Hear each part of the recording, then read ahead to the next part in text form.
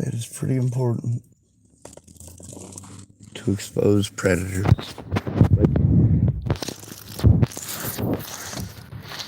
See, Natalie Bollinger victimizing me wasn't just Natalie.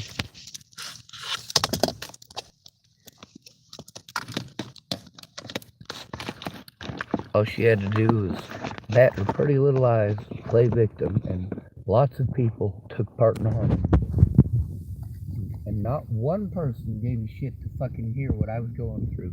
Not Natalie, not Alicia, not Maddie. None of my friends wanted to hear it. Even when I explained to them that I had to do things in a certain way, it's always the way they want it, isn't it? Did Veronica Bruce help me? Even knowing that I needed professional help. I needed her to be the Missy that she is at work. Or at least fucking sober. But she wasn't sober.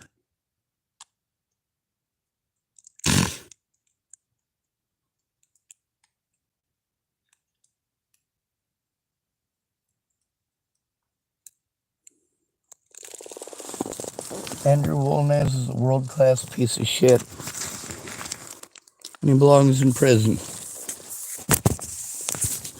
Every single person who harmed me over that fucking slander belongs in prison.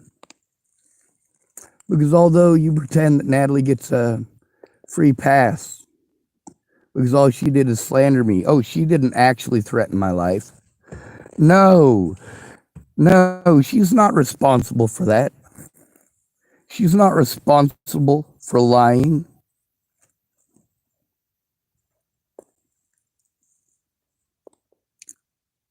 Natalie Bollinger literally never even once pretended that I raped or molested her. And I haven't seen a single piece of evidence from Alicia Bollinger.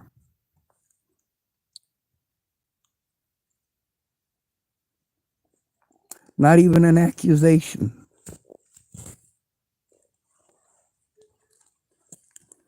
No, all they had to do was pretend that I stalked them and go, oh, poor me, poor me, poor me, give me free drugs.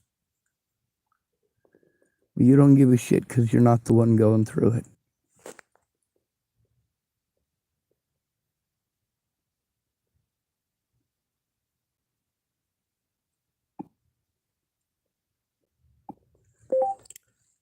Elizabeth Bathory.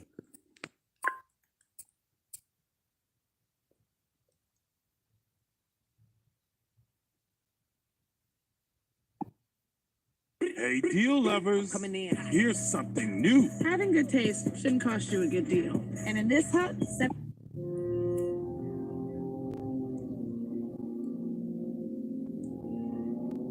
the woman known to history as Countess Elizabeth Bathory de Eched, or the Blood Countess, murderer of 650 young women, was born on the 7th of August 1560 at her family estate in Nyírbátor in the east of the Kingdom of Hungary, 146 miles from Budapest.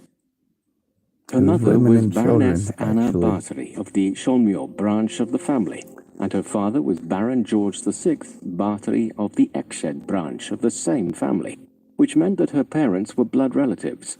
The family had a long history, dating back to 1310, and the direct translation of the name Bathory is good hero, which is ironic given how Elizabeth has been remembered. The term good hero was a reference to a family legend involving a semi-mythical Bathory named Vitus, who slayed a dragon which had been rampaging through the countryside in the year 900, and was rewarded with the name Bathory as well as Eched Castle, the family estate which Baron George VI came to inherit, and which was not actually built until the 1300s. The Bathory coat of arms featured 3 bared dragon teeth on a blood red and white background as a reference to this family myth. Elizabeth Bathory spent her childhood at Eched Castle, now known as Nagy Ecset or Great Ecset, in the northern Great Plain region of eastern Hungary, near the modern border with Romania. She was raised as a Calvinist Protestant and was well educated, as was appropriate for a young noblewoman from an influential family. She mastered many languages, including Latin, German, Hungarian, and Greek, and, by many accounts, was intelligent and headstrong. Throughout her childhood, she apparently suffered from seizures and complained of headaches, possibly caused by epilepsy, a condition which ran through the Bartari family tree. But at the time, epilepsy was not understood, and although Renaissance scholars began investigating the idea that epilepsy was a manifestation of physical illness, it was commonly seen as a moral or occult affliction, or as a sign of madness, and so it was hushed up. Living at the cross-section between the Middle Ages and Actually, modernity, it was treated like period demon termed the possession, but Renaissance whatever. by historians, Elizabeth's life was full of contradictions. She herself experienced a Renaissance-style education, as befitted a woman, but science could not yet understand her medical condition. She had taken up the relatively... Okay, so let's say that you lived during the reign of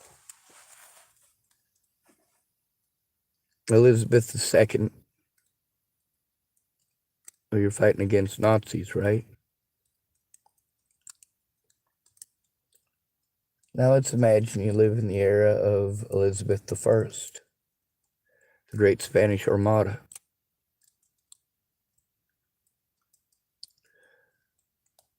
What would happen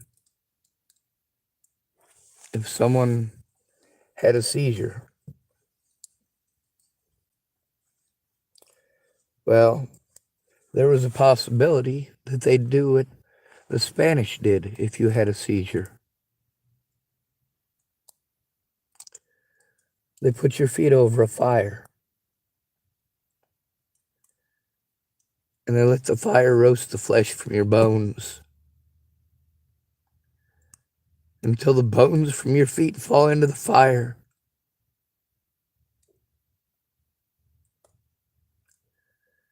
And they tell you if you confess to conspiring with the devil, they will give you a swift death.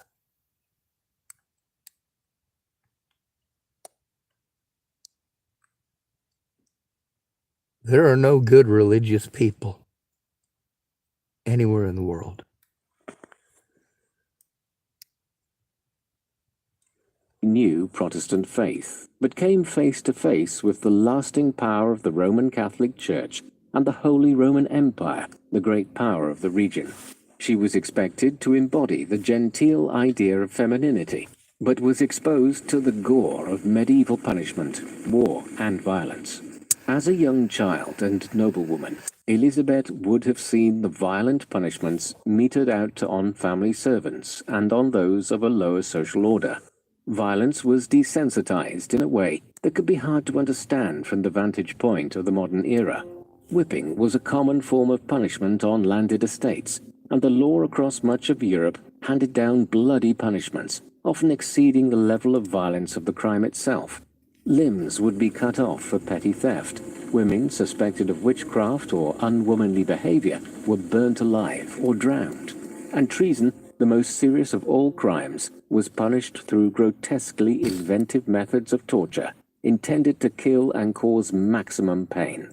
Only a few decades before Elizabeth's birth, a peasants' revolt in 1514 was brutally suppressed, and its leader, Jurgen Doge, was forced to sit on a burning throne wearing a heated iron crown, watching the chopping up of his younger brother, enduring hot pliers being forced into his skin, and finally having his skin eaten by the other rebels who faced a brutal death if they refused, before he finally died.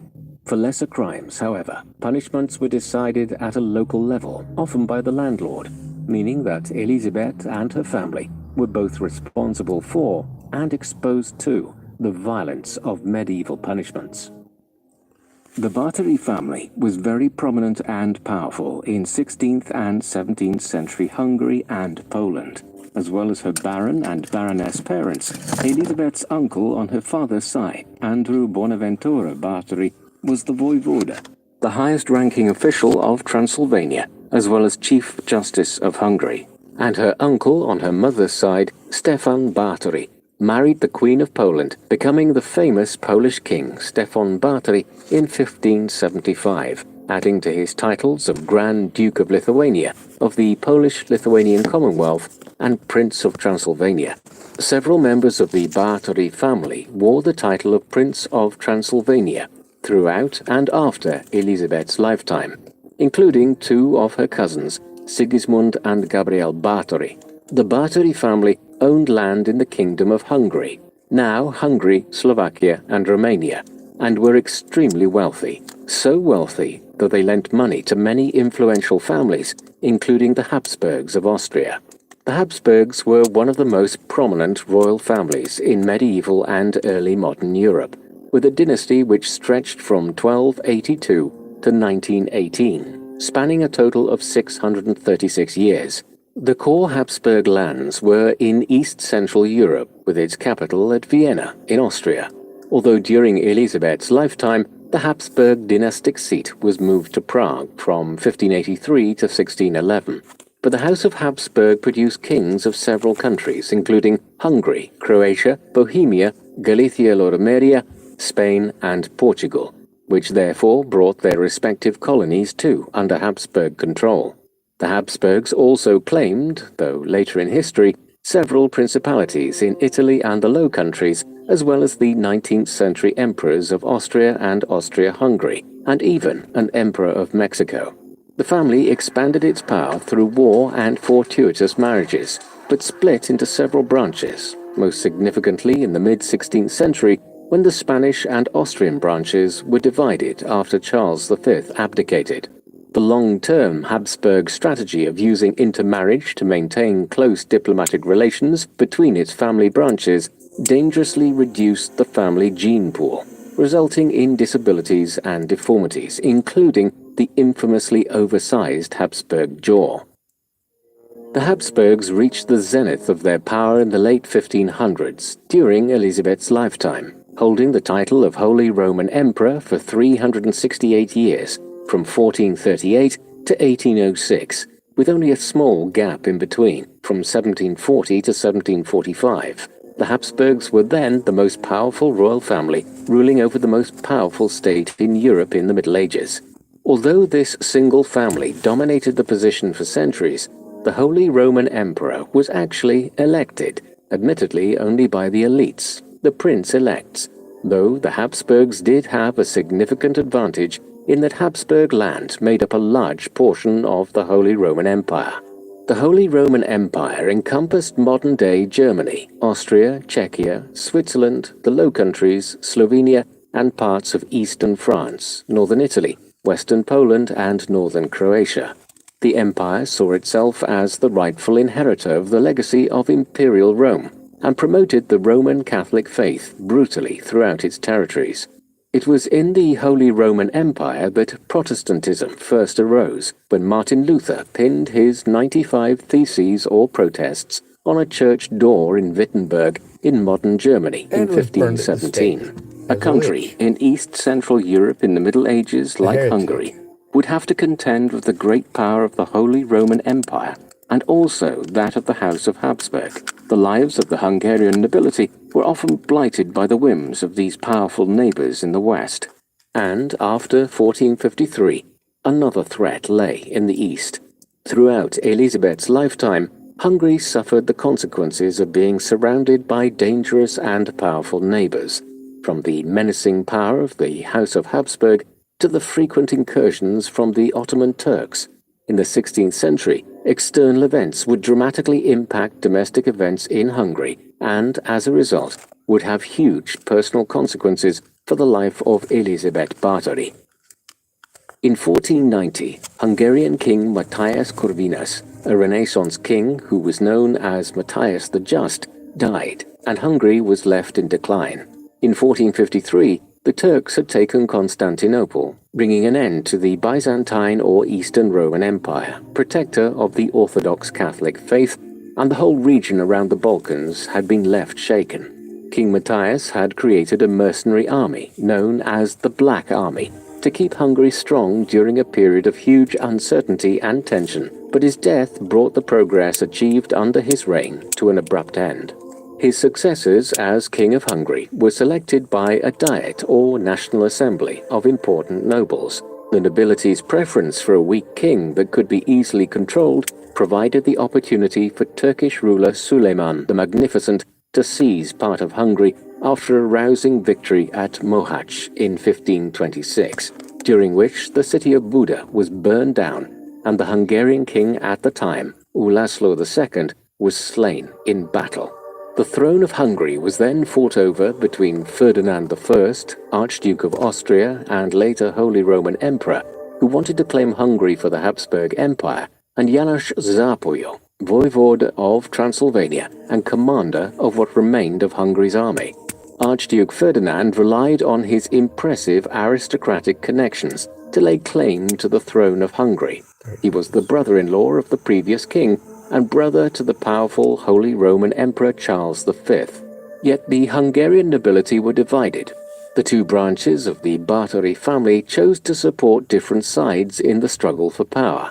The Somlyó Báthorys that formed Elizabeth's maternal line supported János, the voivode, while the Ecsed Báthorys of Elizabeth's father backed the Habsburg Archduke in the hopes of support against the Turks, whom Hungary had been attempting to hold back for over a century. Both János and Ferdinand were elected as king by rival factions of the Hungarian nobility and lesser gentry. Elizabeth's father George swapped sides to support János, perhaps due to the rising influence of Anna's brother Stefan and the opportunity to strengthen the power of the Báthory line. The Habsburgs stripped George of his castle, Buják, in retaliation, as George cemented his new alliance by marrying Anna. The two sides of the Báthory family were now united, but the anger of the Habsburgs at this betrayal was to be long-lasting. János ruled Hungary through a turbulent period of peasant uprisings, the capture of Buda, and seizure of western Hungary by Archduke Ferdinand, and an ill-fated alliance with the Turks. When János died in 1541, Hungary was partitioned into three entities: Habsburg Royal Hungary, which bordered Austria in the west, Ottoman Hungary, which included central and southern Hungary, and the semi-independent Principality of Transylvania in the east. Elizabeth Báthory was born in the Principality of Transylvania, where elected Hungarian princes ruled often as vassals under either the Ottoman Sultan or the Habsburgs, and her life was greatly impacted by both military conflicts against the Turks and by the machinations of the Habsburgs, who continued to rule part and later all of Hungary until 1918. Transylvania, where much of the Báthory family's power was based, prospered despite the tumultuous conditions. The princes of Transylvania had their power guaranteed by a constitution and were seen as representatives of the three historic nations: the Hungarians, Saxons, and Hungarian-speaking Tsekles. Although trapped between the Muslim Turks and Catholic Habsburgs, Transylvania was also spared the religious strife common in the period, as the country's princes often promoted religious tolerance. The nobility and many of its princes, though notably not Elizabeth's uncle, Prince of Transylvania Stefan Báthory, who was Roman Catholic, were Calvinist Protestants, and Protestantism flourished in Transylvania. The Edict of Torda in 1568 gave religious freedom to the Roman Catholic, Lutheran, Calvinist, and Unitarian churches, though the Romanian or Vlach nation and its Greek Orthodox faith were excluded. This edict represented the first legal guarantee of religious freedom in Christian Europe. The royal house of Báthory officially came to power in 1571, when the first Báthory, Stefan, ruled as voivode, then as prince in 1576, under first Ottoman and then Habsburg suzerainty. It was during the Báthory reign that the Principality of Transylvania became a semi-independent state, with relative independence outside of foreign affairs, which were controlled by its powerful neighbours.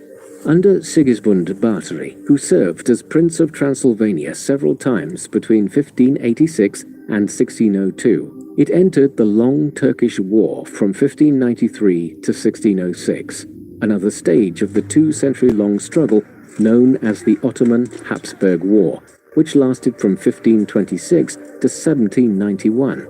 The country formed part of the Christian alliance against the Turks, but the conflict also represented a four-way struggle, with the Habsburgs, the Ottomans, and another semi-independent region, Wallachia, now a region of southern Romania, with Transylvania falling, for a short time, under the control of Habsburg Rudolf I after 1601, who attempted to Germanize the population and revive Catholicism in the region. Rebellion against Habsburg rule, led by Hungarian nobleman Stefan Bocskai, saw Transylvania enlarged and re-empowered. But religious tensions and military campaigns between Transylvania and the Habsburgs were not at an end, and holding power in Transylvania was a dangerous balancing act.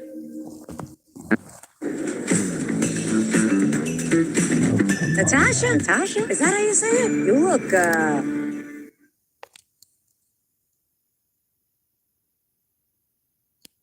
Old Navy. Wow. What'd you say? As the Bartari family was keen to expand the family's influence further, Elizabeth was engaged to Count Ferenc II Nadezhda at the age of 10, and sent, as was the tradition at the time, to live with the family of her husband-to-be at Castle Sarvar in West Hungary near the Austrian border, now known as Nadezhda Castle. It was around the time that she was at Sarvar in her young teenage years that the first possible controversy about Elizabeth surfaced, although the rumor actually originated long after her death. It was said that she had had a relationship with a man of lower social status and had borne a child out of wedlock. When Count Nadezhda found out, he is said to have had the man castrated and thrown to a pack of hungry dogs to be torn apart while he was still alive. The child, possibly a girl, was said to have been spirited away or even murdered at Nadezhda's orders. However, this story is made questionable by the contemporary letters which praised Elizabeth's chastity, particularly later in her life, when her husband was away at war. And if the story was true, it tells us much about the power and influence of the Bartari family to have successfully forced through the union, even after the damage to their daughter's reputation. At the age of 15, Elizabeth was married to Count Ferenc II Nadezhda on the 8th of May 1575 at the palace of Vranov nad Toprio, which is in eastern Slovakia today. The marriage was a political arrangement between two old and important aristocratic families. The importance of Elizabeth's own family is shown by the fact that she kept her own surname Bathory de Ekshad rather than becoming a Nadezhda. The Count and Elizabeth had several children, and it is commonly understood that many of her children died before reaching adulthood and that only two daughters and a son reached maturity: Anna, Katalin, and Paul. Elizabeth's children were raised, as she herself had been, by a governess, and there was a good reason for this. Elizabeth spent much of her married life managing her husband's estate, as well as her own, while he was away as a commander of Hungarian troops in the Ottoman-Habsburg Wars, a war that Transylvania had again become involved in when it renounced its vassalship to the Ottomans in a bid for full independence. As her husband left in 1578 and did not return for several years, Elizabeth took on the full management of her husband's business affairs and their estates, and historical records have shown that Elizabeth was generally very successful at this. Her tasks involved defending her husband's estates, which were on the route to Vienna, an important Habsburg city, even though it was not at that time the dynastic seat, providing medical care across the region and intervening on the behalf of destitute women who had lost their husbands and therefore their financial security in the war. Assessing the relations between landlords, their tenants, and the local people can be difficult, but surveying surviving letters of complaint and petitions is often the best way to determine how vassals and local people felt about their landlords. These written documents were the main form of complaint when grievances arose, whether from petty theft or something more serious, such as accusations of bodily harm. However, no letters of complaint, neither hinting at the torture she supposedly subjected local girls to, nor over minor grievances like the cost of the manorial taxes paid to the Bartaries, have survived from this period, which could suggest that Elizabeth's tenants and the local people were content with her rule. While away fighting in the Ottoman-Habsburg War, Count Nadezhda built a reputation for effective command and fearless bravery, assisting in the seizure of several Ottoman-held castles, including Echtegon on the hilly banks of the Danube northwest of Budapest in 1595. He was also known for his fierce cruelty to Ottoman prisoners of war, with some stories outlining his grotesque defilement of the corpses of those who had died under torture, including playing catch with their decapitated heads, though the poor and violent treatment of captured enemy combatants, particularly non-Christians, was commonplace at this time. I'm on a journey to discover the human story of gold, how it shapes us. Upon his return from the war, it is said that Nadezhda taught Elizabeth methods of torture he had perfected in his army days and advised her on dishing out inhumane punishments to their servants, including coating a young girl in honey and leaving her outside to be bitten by ants and putting lit oiled paper between her toes.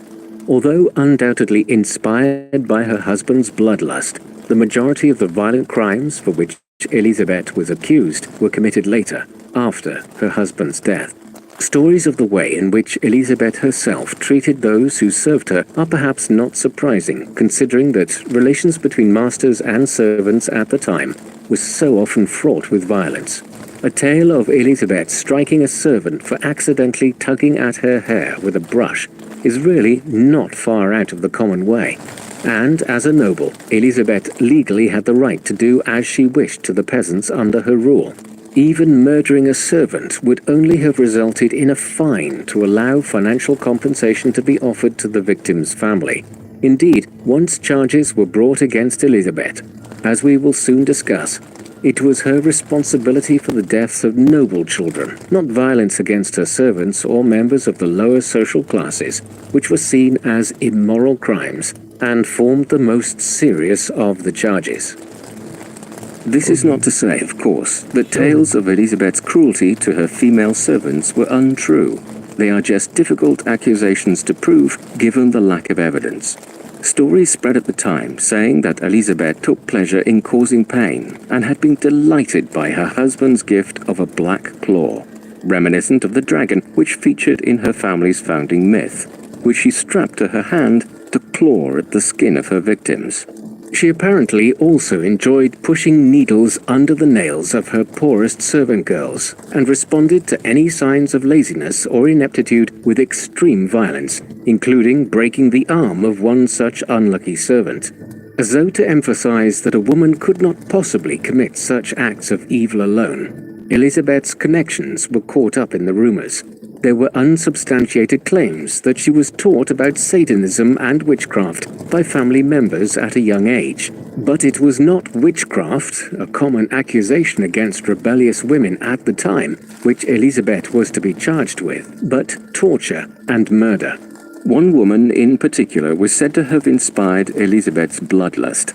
Anna Darvulia, known as Darvulia, had long been a servant of the Nadezhda family, but rose to a prominent position in 1601 as Elizabeth's confidant.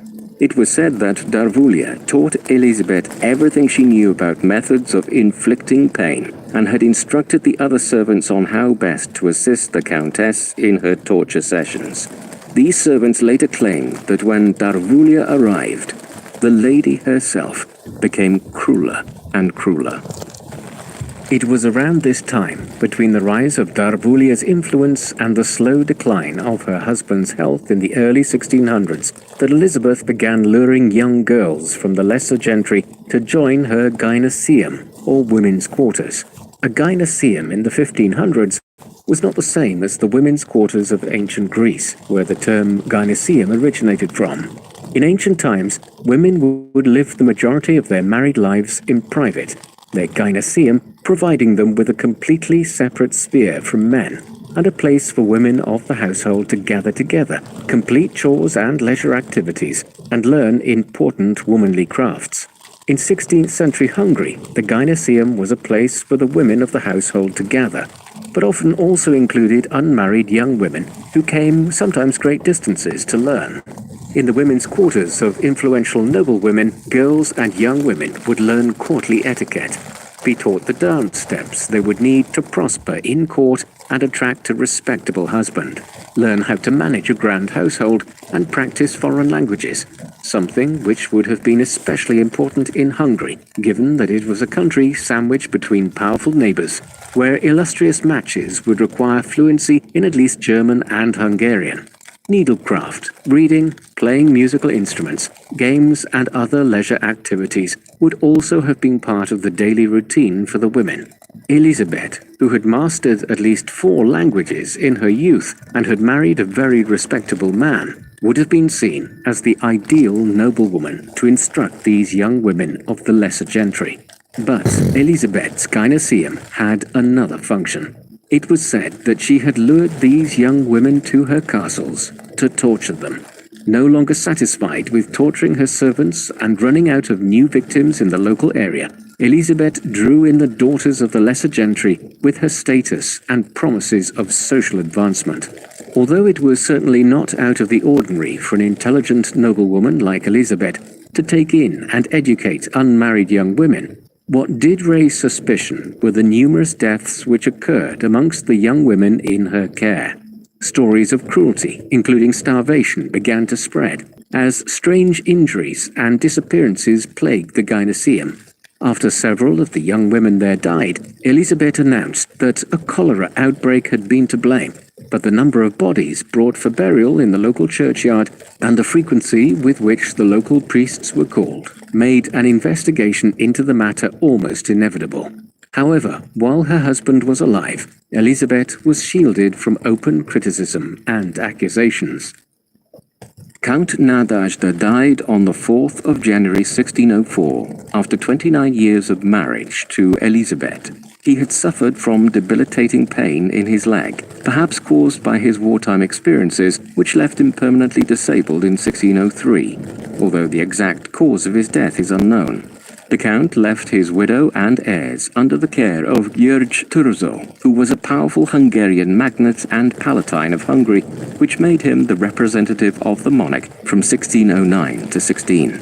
Despite being given this responsibility of care for Elizabeth and her children, it was Thurzó who would eventually lead the investigation into Elizabeth's crimes. Tellingly, Elizabeth had been left to manage the family's wealth and lands, as her son was still an infant, which made her a lucrative target. Elizabeth's downfall began in 1602, when rumors began to spread of the horrific crimes she had committed. By 1602, the priests on her estates began to question the number of servants and young ladies at her gynoecium who were dying from what Elizabeth said was cholera. Elizabeth reportedly prevented the priests from examining the victims' bodies, allowing them only to look at the victims' faces, which fueled further rumors. Nadezhda's reputation and political connections had protected her before his death, and even after 1604, Elizabeth's own power and wealth kept her safe for a while. The first to speak out against her publicly was a Lutheran minister, István Magyar, who denounced her both in public and at the Habsburg court in Vienna. Soon the rumors were taken up as fact, and word spread that Elizabeth was a serial killer and torturer of young women. In October 1610, Elizabeth retreated to the isolated Čejeta castle, now called Čachtica, in the mountains of Slovakia, approximately 50 miles from Bratislava, presumably hoping that by the time moves were made to arrest her, the steep roads to Čejeta would be impassable due to winter storms and snow. Elizabeth prepared to wield the considerable influence of the Báthory family if she was to be charged, and was already in correspondence with her cousin Gabriel Báthory, the Prince of Transylvania, from 1608 to 1613.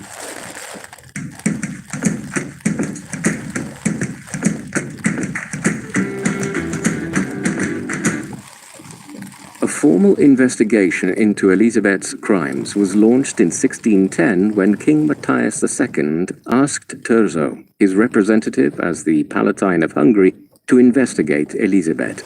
Letters sent between Thurzó and the notaries on the case, Andras Korosturi and Moses Chiraki, show that 52 witness statements against Elizabeth were collected by October 1610, and that this number had risen dramatically to over 300 by 1611. There were, of course, political motivations behind the investigation into Elizabeth. Historians have argued throughout the centuries about the crimes of Elizabeth Bathory, and particularly in recent years as to whether she was the victim of a conspiracy. There are three arguments commonly made which suggest that Elizabeth was set up, the first relating to money, the second, and perhaps the most convincing, power, and the third, religion. It is possible that Elizabeth's excessive wealth and land ownership in the much fought-over Principality of Transylvania and her relative vulnerability as a widow made her an easy and lucrative target. But the financial motive was even more personal for the Habsburg Matthias, as Count Nadezhde had lent Matthias's predecessor a great deal of money, and Matthias had reluctantly inherited the debt. Elizabeth had reportedly travelled to Matthias's court several times in an attempt to call in this debt, a move which irritated Matthias and failed to result in any payments. The fact that this debt was cancelled after Elizabeth was arrested shows the importance of money to the investigation. The Habsburg-Bathory relationship was extremely strained, even without the debt. The influence of Elizabeth's family in the region represented a threat to the political interests of the Habsburgs, who desired control over Transylvania and sought to lessen the influence of both the Ottomans and the powerful local nobility. Matthias II, a Habsburg and brother of the Holy Roman Emperor Rudolf II and a future Holy Roman Emperor himself, had been pronounced King of Hungary in 1608, but Hungary was still partitioned, and there were frequent attempts by local nobles to break away from Habsburg hegemony and revive their rights to elect their own kings. One of these rebellions, which had aimed to reassert Transylvania's independence, had been led by Sigismund Bathory, Elizabeth's cousin, who was later jailed for conspiracy against the emperor in 1610 to 1611, and Elizabeth had spoken out in support of her cousin. Equally, another cousin, Gabriel Bathory, then Prince of Transylvania, had his eye on expanding his territory into royal Hungarian lands, and Elizabeth had pledged to support him financially and provision him with troops. At the same time as investigating Elizabeth, Thurzo was attempting to negotiate peace with Gabriel Bathory, and was well aware of the damaging impact that removing Elizabeth from the political field would have on her cousin's cause. Perhaps Elizabeth's family were targeted because they were Protestant at a time when Protestant-Catholic tensions were escalating in the run-up to the 30 Years' War, which lasted from 1618 to 1648. This war would see the future Holy Roman Emperor Ferdinand II attempt to impose Roman Catholicism on his domains, including in Transylvania, and would spark violent rebellion from the Protestants of Eastern and Central Europe. The difference in religion may have heightened the tension between the Bathorys and the Catholic Habsburgs, but several of Elizabeth's relatives, including her uncle King Stefan Bathory of Poland, were Catholic, and the suggestion that the investigation was a Catholic Habsburg plot against the Calvinist Protestant Elizabeth ignores the fact that the first accusations were made by a Lutheran minister. Perhaps religious differences can explain why few went to Elizabeth's defense once accusations were made, but this ignores the fact that religious toleration was much more common in Transylvania at this time than in the rest of the region. The argument that the investigation against Elizabeth was motivated by religious differences seems far less convincing than the motives of money and power. On the 30th of December 1610, the investigation was ramped up, and Thurzo arrested Elizabeth and 5 suspected accomplices, all of them servants, at Cherte Castle for torture and multiple murders carried out between 1590 and 1610. Although it was later said that Thurzo had caught Elizabeth in the act of torturing a young girl in her torture chamber, Elizabeth was actually arrested while eating an evening meal at the dinner table with several guests. Despite Thurzo's declaration that he had caught her red-handed, a claim preserved through time in a letter he had written to his wife, Elizabeth had been arrested and detained before the discovery of any victims, therefore leaving open the possibility that she was set up. You're such a good listener, Thomas. It makes me feel so special. You are special. If you don't mind, if you could just... This makes me feel really special too, because, Discover's giving me cash back on debit, not just credit. Actually, Discover gives cash back on debit to everyone. Everybody? Everybody, if you could just... What about Debbie John? All those years that I couldn't find my bike, it was in her garage. Like, she gets it? If she has Discover cashback debit, then yeah. Introducing Discover Cashback Debit, a checking account with cashback for everyone.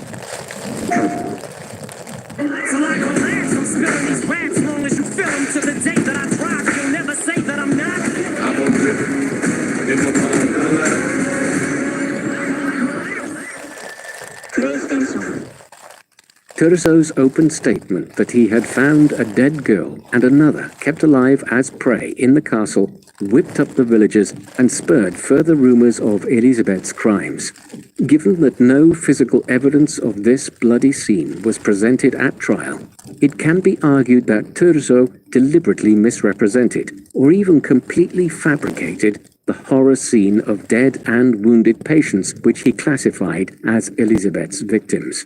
Turso certainly had much to gain from Elizabeth's downfall, not only the chance to seize her estates and wealth, to which he had tenuous rights as the guardian of her and her children, as appointed by her dying husband, but also to further his political career. By January 1611, the case was brought to trial. The witness testimonies formed a central part of the trial, but the majority of the witnesses gave only second-hand testimonies. It was reported that the majority of Elizabeth's victims had been girls aged 10 to 14 years old, who had, as of the lesser gentry, been sent to Elizabeth's gynaeceum to receive instruction from the Countess. Some witnesses named relatives who had died at the gynaeceum, or reported seeing traces of torture on dead bodies in the graveyards and other unmarked locations. Of the 3 first-hand testimonies offered during the trial, 2 came from 2 court officials, Benedict Deseo and Jakob Thirashi, who claimed to have personally witnessed the Countess torture and kill young servant girls. One of the court officials stated that a servant girl had been found to have burns on her hands, but no explanation or evidence was offered as to whether these burns were the result of a kitchen accident or of malicious torture by a demented mistress. No physical evidence or corroborating testimonies were presented to confirm anything stated in these reports by the court officials. The third first-hand testimony came from an injured girl apparently found at the scene named Anna, who testified that the Countess had hurt her and damaged her hand and arm. But the fact that she was later awarded 50 gold pieces, 15 pounds of wheat, and a small farm in Cheta, and had twice changed her story about how her arm had been hurt, casts doubt on her testimony. At the trial of Elizabeth's accomplices, it was reported that there had been 650 victims, but this statistic came solely from the testimony of a servant girl named Susanna, who claimed that court official Jakob Thirassi had seen the number in one of Elizabeth's private books, but could not confirm this herself. The book was never revealed to the court, and Thirassi himself did not mention it in his own testimony. The number of victims more commonly reported in the trial was between 50 and 60. Given that the majority of the evidence came from hearsay and that no physical evidence was presented, it can be hard to know whether Elizabeth was actually guilty of any or all of the crimes for which she was punished. Further confusion from the trial was caused by the testimonies of Elizabeth's servants and accomplices.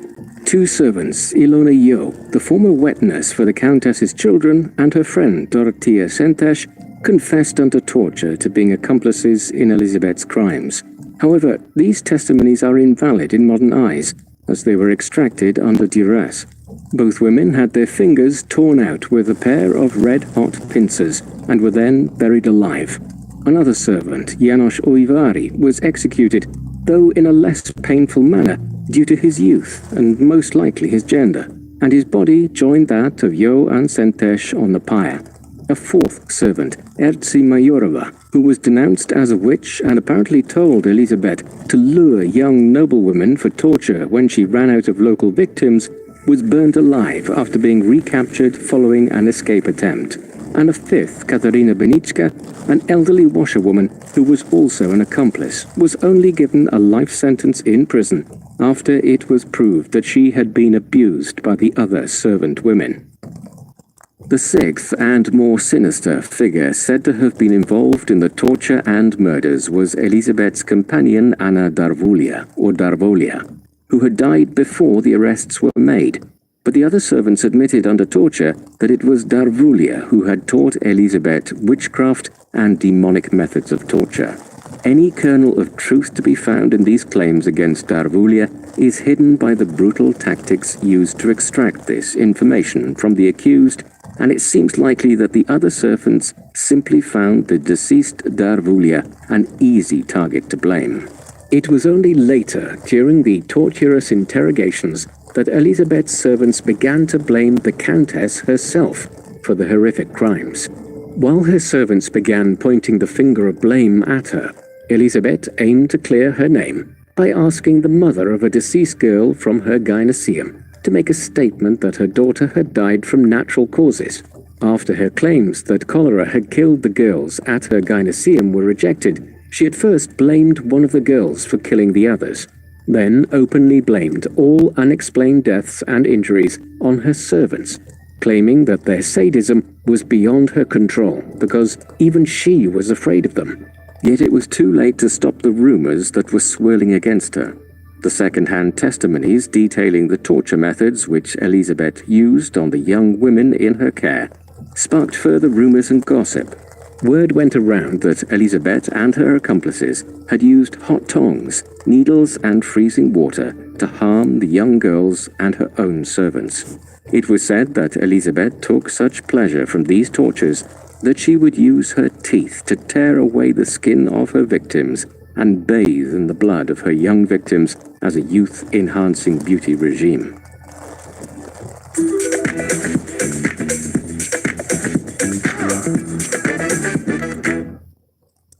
It was said that as her crimes escalated, so too did the network which she used to facilitate them. As well as the servants implicated in Elizabeth's crimes, noble women such as Lady Anna Velika, Lady Judith Pogan, and Lady Shell were also accused of luring girls to Elizabeth's gynaeceum once her supply of local female servants had dried up. Elizabeth's youngest daughter, Katalin, was also alleged to have participated in at least one torture session at Cheta Castle, where it was rumored that Elizabeth had installed a torture chamber in the dungeons. Yet, it was only the servants who were ever called to trial. Elizabeth herself was never called to trial, and although 2 trials had been held after her arrest to unpick her crimes and pass judgment on her accomplices, on the 2nd of January 1611 and 7th of January 1611, she was denied her rights as a noblewoman to attend court lawsuits and receive judgment. Instead, her son Paul and 2 of her sons-in-law, Nicola Zrinski and Jurj Druget, negotiated with Turzo to avoid the loss of Bathory property to the crown. Letters between Zrinski and Turzo showed that the plan had been to send her to a nunnery, but after the scandal became public, it was decided that she would be kept under strict house arrest in her isolated castle at Cheta. But King Matthias, keen to reduce the power of this powerful Transylvanian family, was displeased with this deal. Although the king had initially wanted her to stand trial so he could seize her land and wealth, King Matthias finally agreed to the punishment of house arrest. Turzo had worked hard to convince the king that house arrest was the more prudent punishment for a Hungarian noblewoman of Elizabeth's status and fame, given the nasty precedents that a trial and execution could set, including for Turzo himself, who was from the Hungarian nobility and was also a Protestant.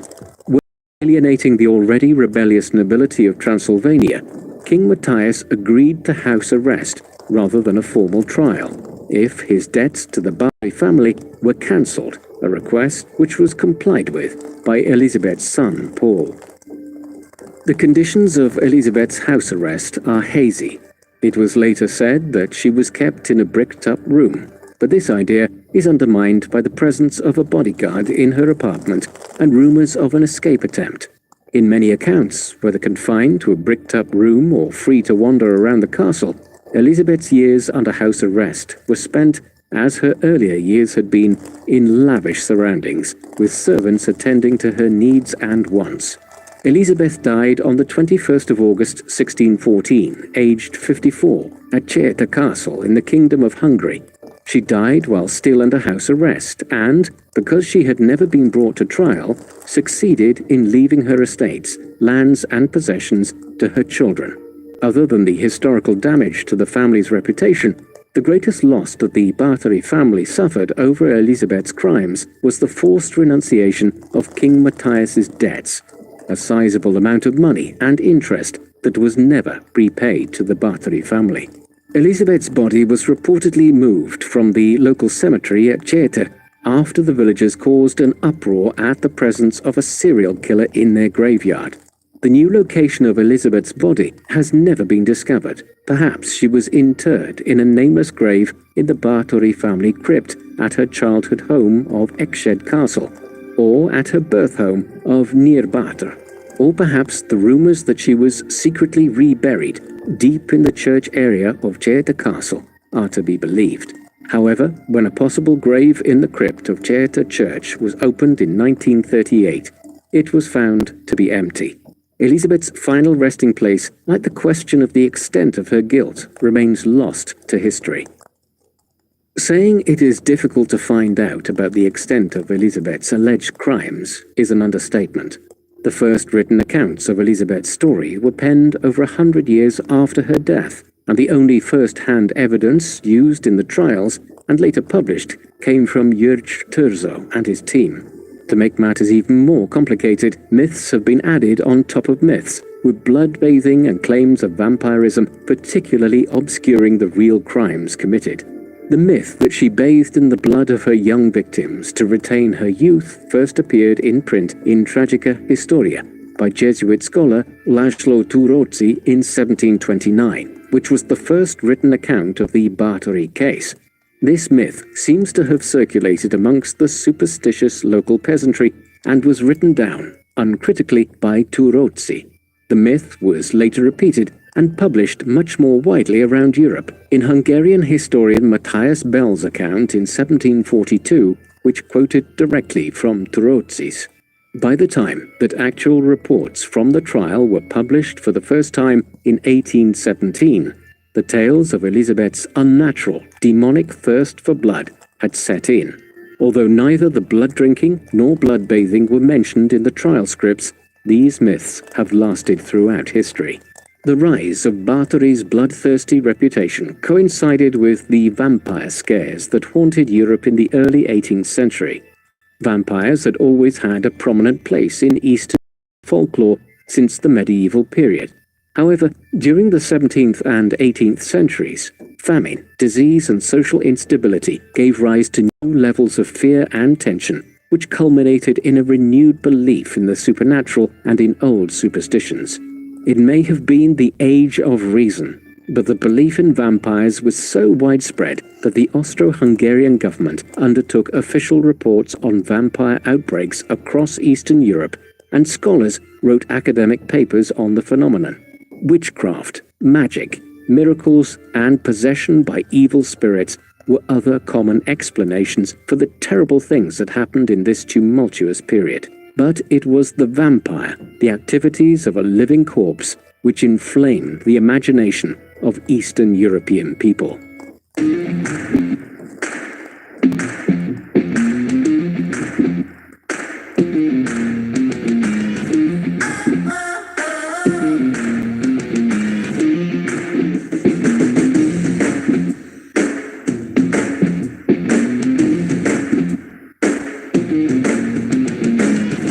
Online classes start monthly.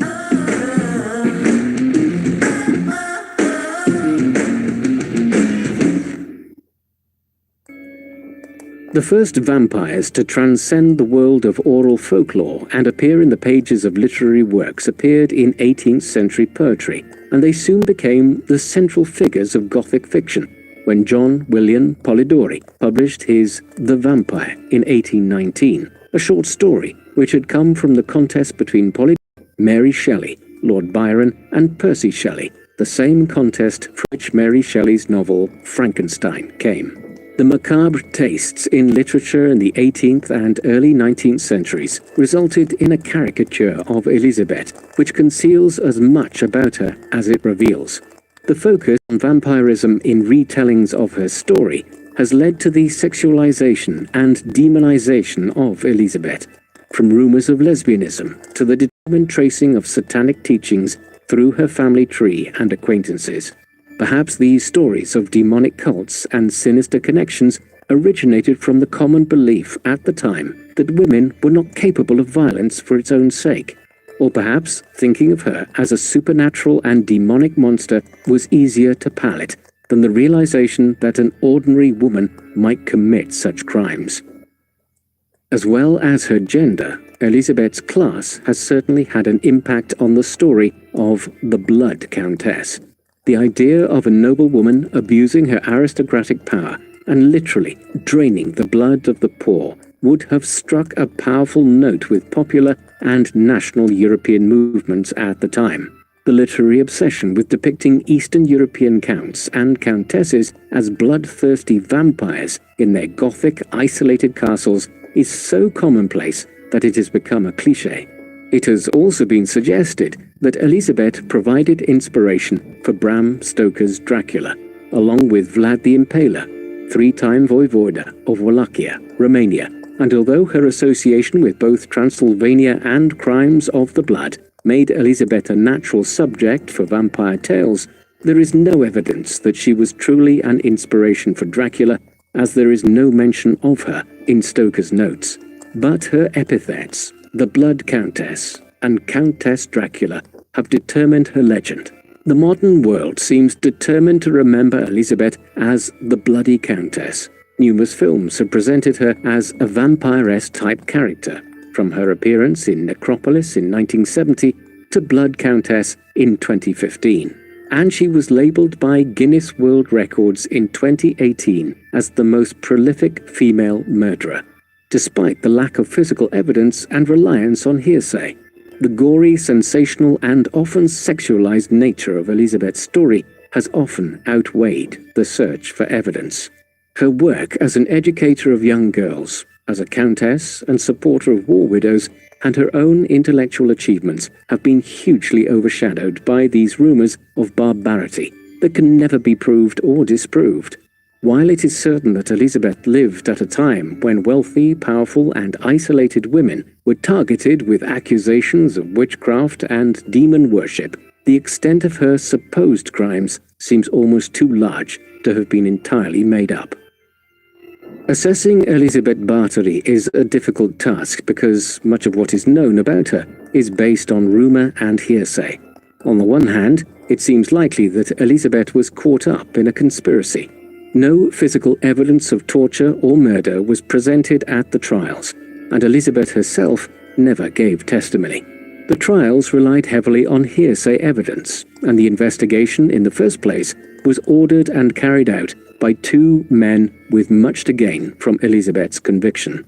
King Matthias II, who wanted his debts cleared and to increase his control over the semi-independent Transylvania, and Jurj Turzo, who had his eye on Elizabeth's wealth and estates. Elizabeth's own story is overshadowed by the political motivations of those around her, and little is known about her beyond her supposed crimes. On the other hand, it seems incontrovertible that Elizabeth was unusually cruel to her servants, and that too many young daughters of the gentry died in her care to have been caused by accident or epidemic. Although the figure 650 is likely a gross exaggeration of the number of women killed by the Blood Countess, perhaps the real figure is closer to the 50 which was referenced more often in the trial, making Elizabeth a prolific serial killer, but not a mass murderer of epic proportions as she has sometimes been portrayed. The Blood Countess myths that grew up around Elizabeth have no doubt flourished more because she was from Transylvania than because she was actually a blood-drinking, blood-bathing, mass-murdering psychopath. But the answers to the questions of who the real Elizabeth Bathory was and how many people she actually tortured and killed will never be uncovered, as macabre rumors have long filled the gaps left by limited historical evidence. What do you think of Elizabeth Bathory, the Blood Countess? Was she guilty of 600 grisly murders, or was she merely an unusually sadistic but powerful woman who had many enemies? Please let us know in the comment section, and in the meantime, thank you very much.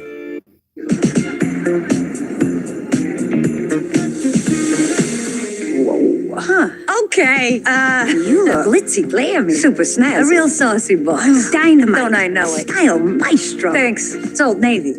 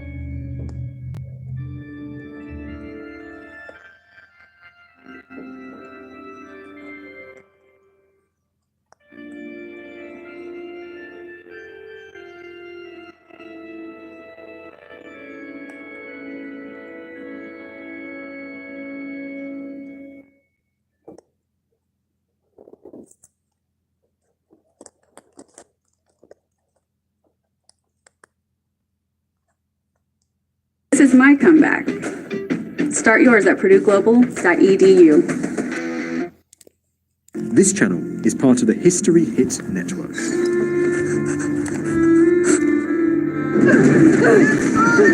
This is the British Isles, 400 years ago. You will be hanged by the neck until you are dead. Mass trials and executions erupted across the country. And the reason for this chaos and violence was witches. People were convinced they sank ships, brought famine and disease, murdered and maimed, because witches worked for Satan. Hundreds of innocent people were persecuted, tortured, and put to death in a hysterical effort to stamp out the scourge of witchcraft. Imagine living in that world. You could be accused, tortured, and executed on the basis of nothing more than gossip and superstition. How could such a deadly and violent idea have got so out of control in Britain? What drove the persecutors to such awful lengths? And what was it like for the victims who were tortured and executed for crimes they couldn't possibly have committed? This is the extraordinary story of how the terror of satanic witchcraft infected the British Isles and plunged it in chaos.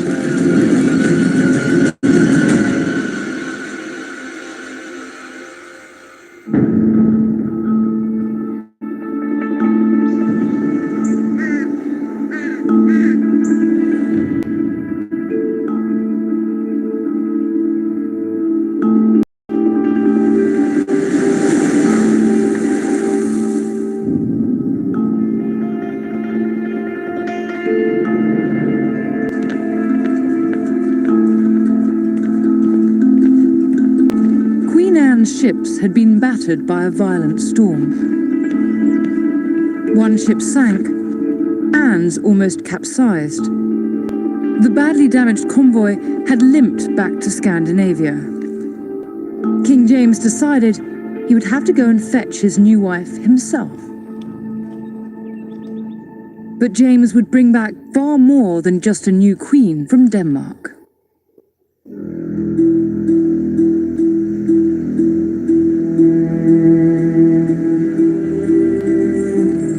James arrived here at Kronborg Castle near Copenhagen in January 1590. His crossing had been equally violent. The world James walked into was very different to his native Scotland. Witch hysteria was infecting mainland Europe. Hundreds had already been executed as witches. Tens of thousands would follow. The violence, fear, and hysteria spreading across Europe were largely the result of one incendiary book. Here at the Royal Danish Library is one of the very few original copies.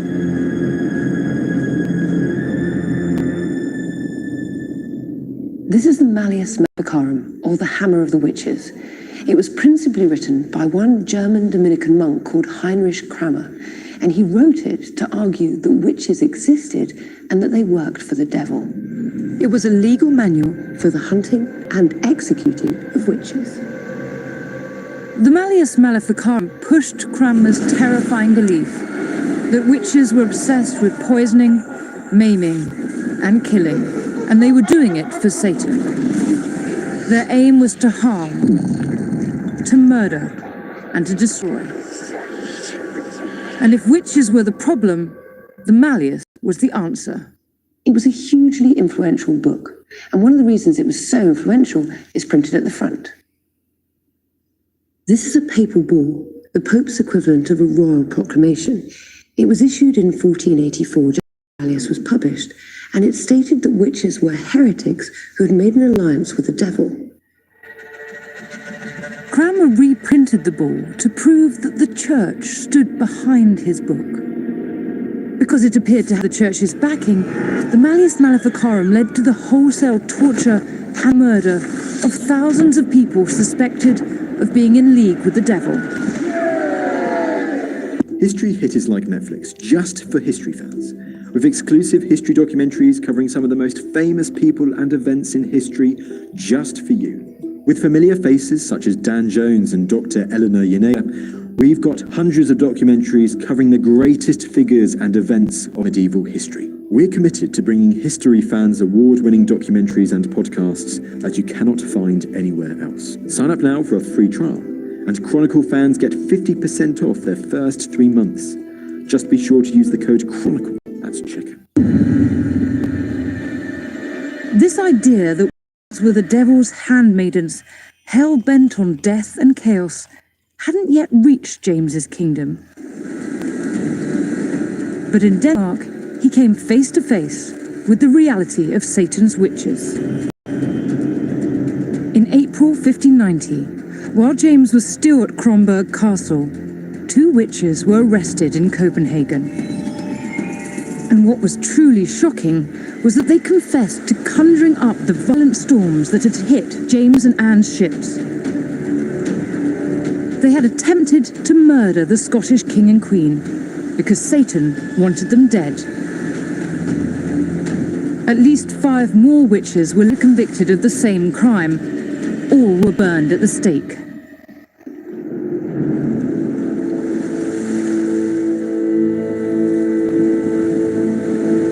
But if James thought he'd left the scourge of witchcraft behind him when he returned to Scotland, he was wrong.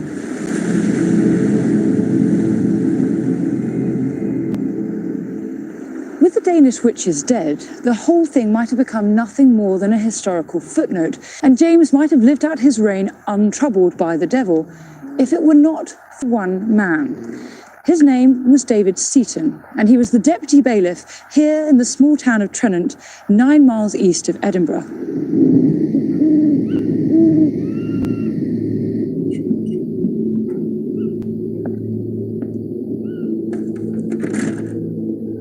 What Seaton did in November 1590 proved to James that the devil and his witches were alive and well in Scotland. He claimed his young housemaid, Gillis Duncan, had suddenly acquired healing powers, and he'd seen her slipping out at night. According to a contemporary source, Seaton believed only one thing could explain her furtive behavior: witchcraft. And he was going to prove it.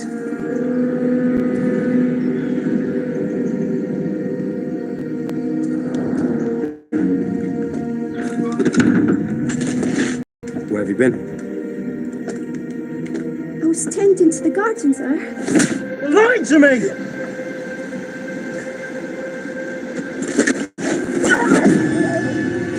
Is that a witch? No, sir. Please, sir, no. The story of Seaton and Gillis is recorded in this pamphlet, first published in 1591. It's called News from Scotland, and it tells us exactly what Seaton did next. Her master, with the help of others, torment her with the torture of the pillywinks.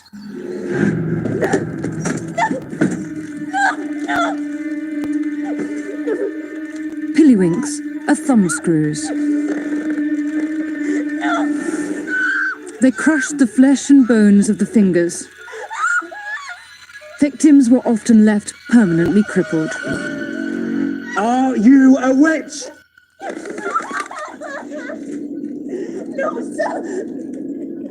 No, sir. Where'd you get the power to heal? It's not magic, sir.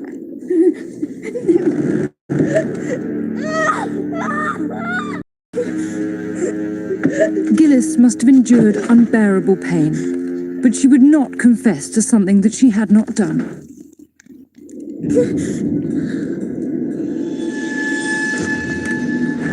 Sin didn't stop at thumbscrews. Where'd you go at night? Tell the truth, I won't stand any more of your lies.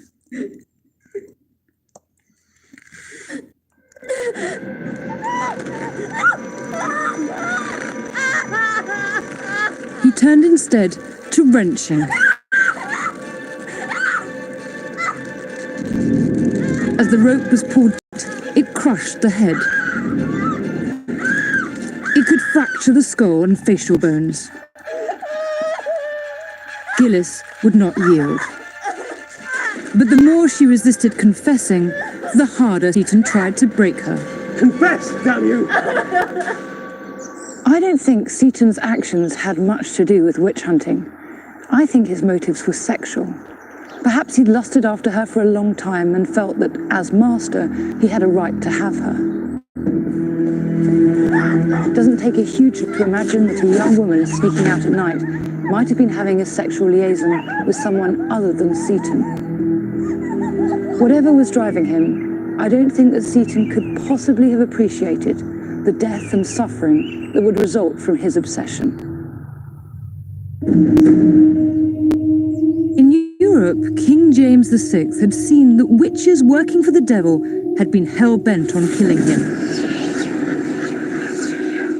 He was about to receive proof that this dangerous belief was infecting Scotland too. Tell me the truth. The man responsible was David Seaton. He was systematically brutalizing and torturing his housemaid, Gillis Duncan, to make her confess to being a witch. But Gillis would not yield. Seaton began to search her body, because people believed the devil always left a mark on the bodies of his disciples. It could be anything: a mole, a birthmark.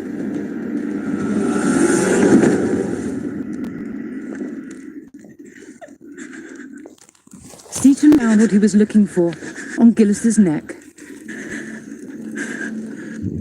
And for some reason, this is what broke her.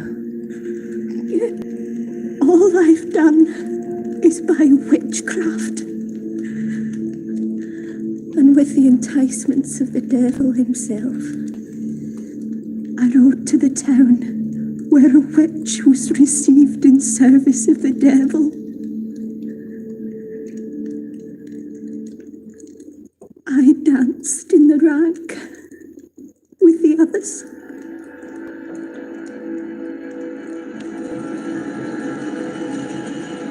We'll never know why Gellis confessed now, after she'd resisted thumbscrews and wrenching. Perhaps the mark was from a sexual liaison, and in this highly religious time, she felt too much shame and guilt. Gillis's confession had a seismic impact. It was the first recorded incident of a Scottish witch admitting to working for the devil. It set in train a sequence of events that would kill hundreds of people. The repercussions would last 100 years.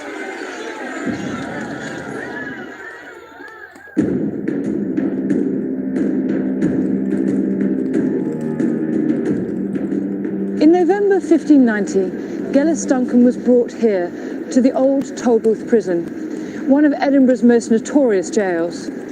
The old prison no longer stands, but what does remain is the stone heart of Midlothian that was at the doorway. Gellis would have walked over this heart as she entered her period of incarceration.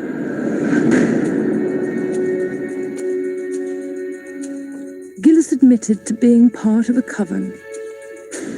She gave up the names of 8 other witches. They in turn named more.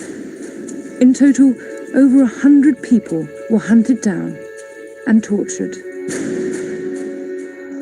This raised the stakes enormously. It was no longer an isolated case of witchcraft. It was now a conspiracy of witches.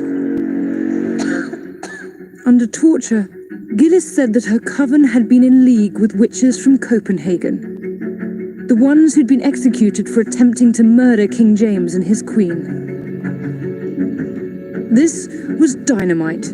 It changed everything. It got the king's full attention.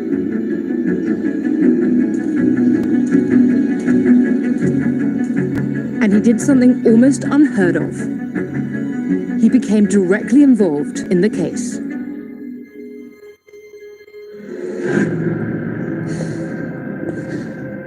The person who had the most profound effect on King James was one of those named by Gillis Duncan, a woman called Agnes Sampson. Agnes was a midwife from Edinburgh. She was accused of being the most senior witch in the coven. And under torture, she too confessed to the attempted murder of King James. Agnes Sampson was taken down there to Holyrood House, James VI's official residence, not once, but twice, to be directly interrogated by the king himself.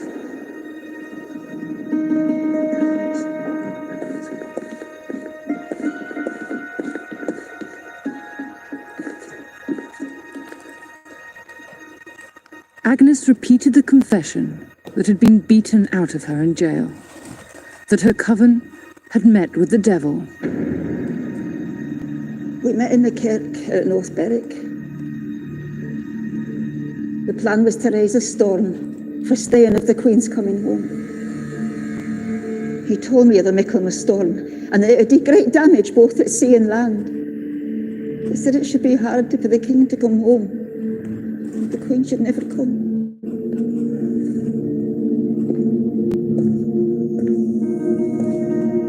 James saw himself as a highly intellectual king.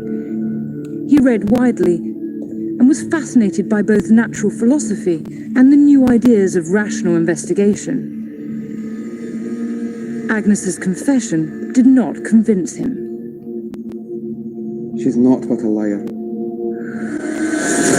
No lying, sire.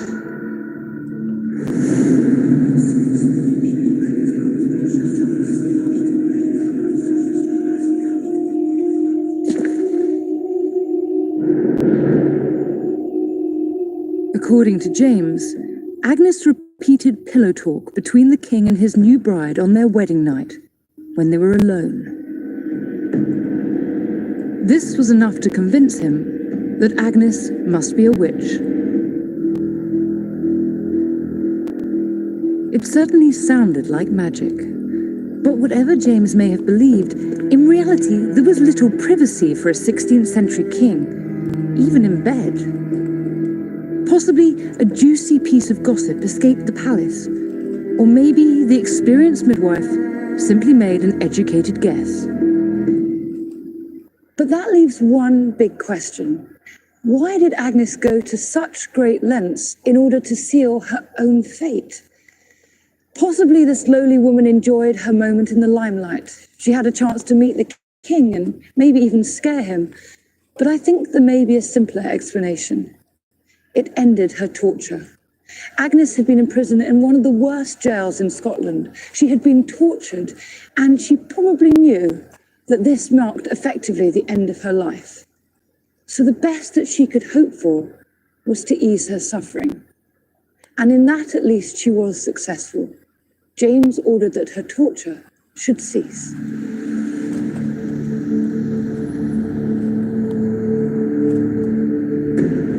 In James's mind, there was now clear evidence that an international satanic conspiracy was out to kill him. And there was only one way to stop them: kill them first.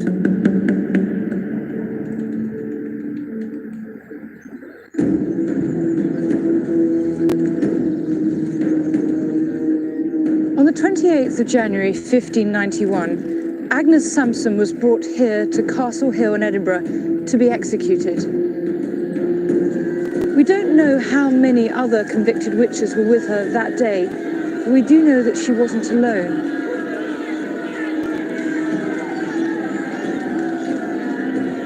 These were innocent, confused and terrified people who had been imprisoned and tortured, people who'd been prepared to say anything to stop the pain. All the victims were probably garroted before the fires were lit. It was considered a mercy, and compared to burning to death, it probably was.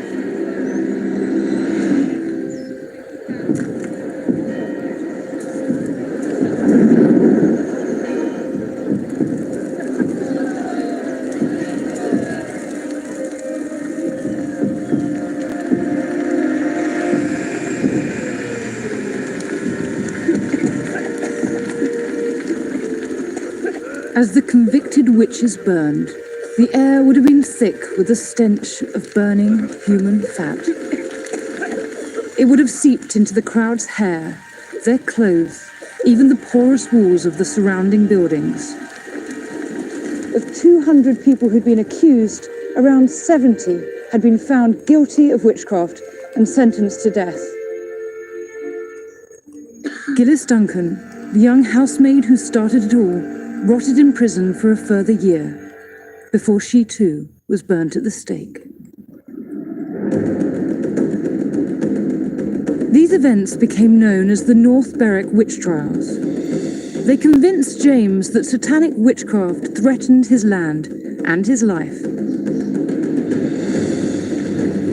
And the king's personal involvement in the trials gave witch hunting the stamp of royal approval.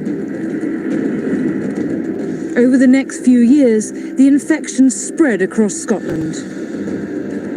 In East Lothian, 62 people were accused, 33 in Fife, 86 in Aberdeen, and 11 in Ross.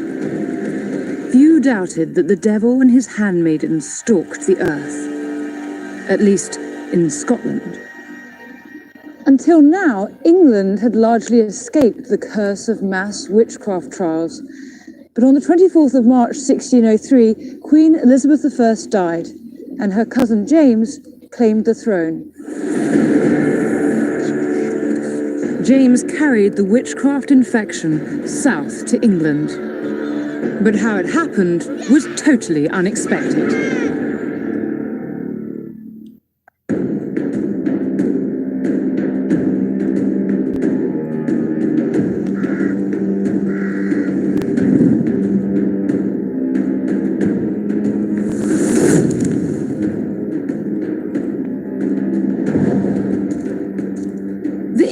Had high hopes for their new king. He was young, male, and already had a couple of sons as heirs. After 45 years of childless Queen Elizabeth I, it seemed too good to be true. But James was an unknown quantity, a foreign king in an alien land. His new subjects wanted to know what their new ruler was like, what were his interests, what were his beliefs, and which way was the wind blowing in this new regime.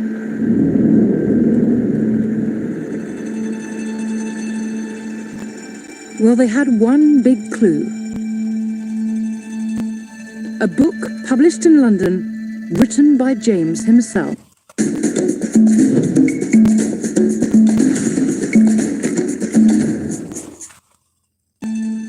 A book published in London, written by James himself. It was called Demonology. This is the only book ever written by a reigning monarch on the subject of witchcraft and the devil. James sets out his reason for writing in the preface. He says, "The fearful abounding at this time in this country of these detestable slaves of the devil, the witches or enchanters, hath moved me, beloved reader, to dispatch in post this following treatise of mine.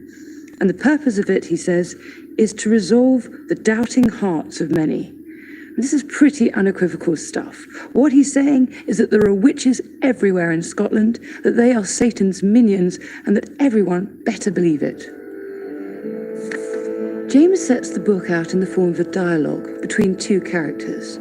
So we have Philomathys and Epistemon.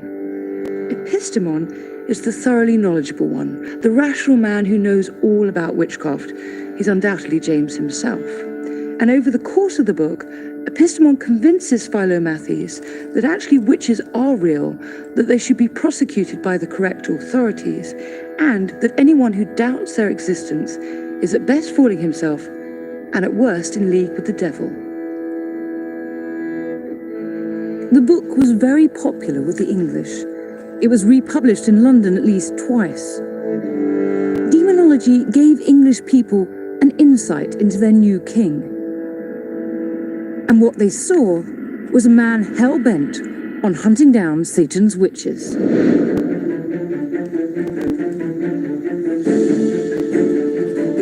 And in 1605, James once again became involved in a case of witchcraft. But this time, in England. Here at Exeter College, Oxford, the country finally saw their new witch-hunting king taking on the satanic scourge. In August, a wealthy and well-connected man gained an audience with King James. His name was Brian Gunter. Gunter had a problem with a witch.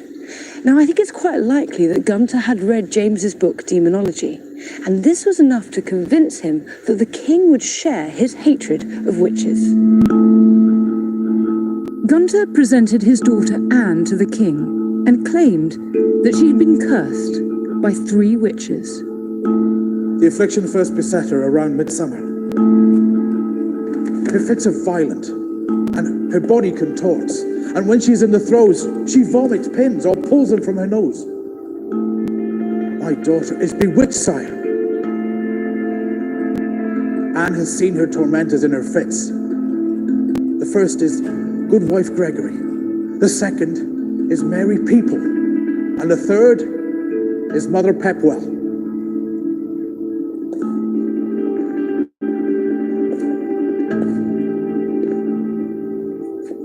Is this true? Yes, sir.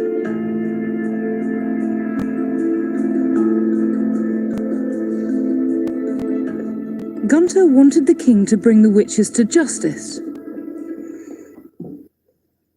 But James did something completely unexpected. James ordered that Anne be examined by the Archbishop of Canterbury, a noted skeptic.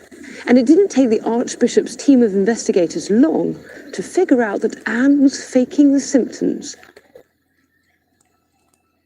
On the 10th of October, King James wrote to his chief minister about the case. For your better satisfaction touching Anne Gunter, we find by her confession that she was never possessed with any devil, that the practice of the pins grew at first from a pin that she put in her mouth, affirmed by her father. Brian Gunter was the brains behind the deception. He was seeking revenge against one of the accused, and he tried using James to get it. He was fined for wasting the king's time and thrown into jail for 3 years. He'd got off comparatively lightly. If he'd succeeded, the women would have been executed. Gunter had entirely misread the new king. King James's actions in the Gunter case seemed completely at odds with his reputation as a rabid witch hunter. So what was really going on? I think the answer lies in his book, Demonology. If you read it, you're left in no doubt at all that James wholeheartedly believed in Satan and witches. But demonology is no Malleus Maleficarum. It is not trying to use fear to whip people up into a frenzy of witch hatred. It's an opportunity to make a case by rational argument rather than by mere superstition. It's designed as much to make sure the wrong people aren't convicted as the right people are.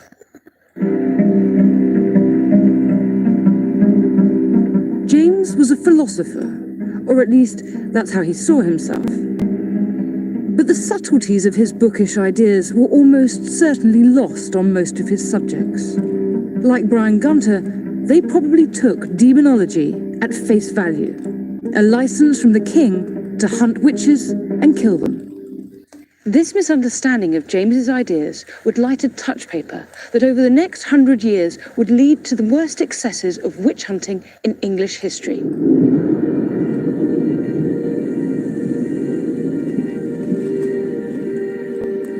Seven years after the Gunter incident, the era of mass witch trials exploded in the English courts. It began here in Pendle, Lancashire. On the 18th of March, 1612, a girl called Alison Device was near the town of Colne in Pendle when she spied an elderly peddler called John Law. Spare a pin, sir? Alison didn't like being ignored. She cursed the peddler.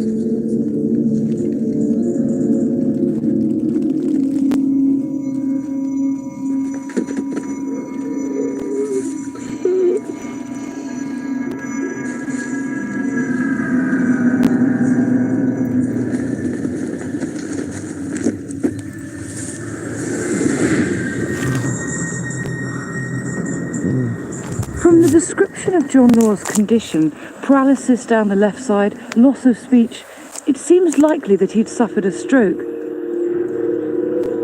But from Alison's terrified point of view, it was her curse that had struck him down.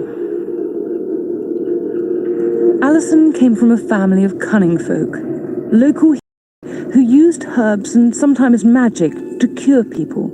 So it would have been natural for her to believe in the power of her curse.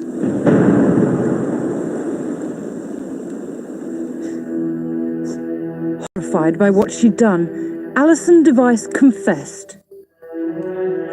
She was hauled up in front of local magistrate Roger Knoll. Alison admitted to cursing the peddler, but according to a report made at the time, she went much further. I demanded that the peddler let me buy some pins from him, and the peddler refused to open his pack.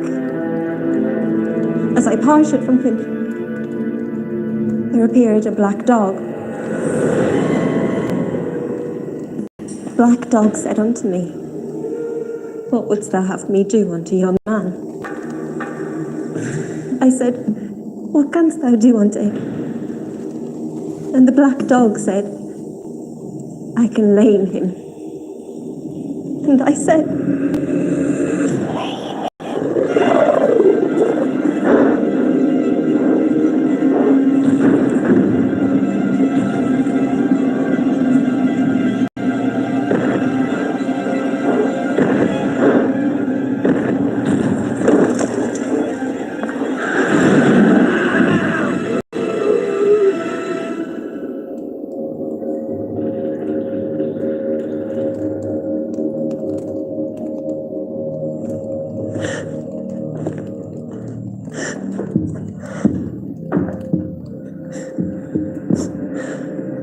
Alison accused her grandmother and 2 neighbours of being witches as well. Noel began arresting the suspects named by Alison. On the 2nd of April, Alison Device, her grandmother, Old Demdike, their neighbour, Old Chattox, and her daughter, Anne Redfern, were brought here to Lancaster Castle Prison. And they were in the bottom of this tower. It's still known as the Witch's Tower to this day.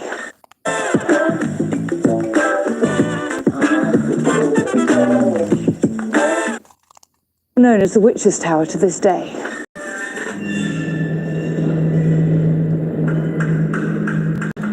All the accused were interrogated. 8 further suspects, including all of Alison's family, joined them in the tower.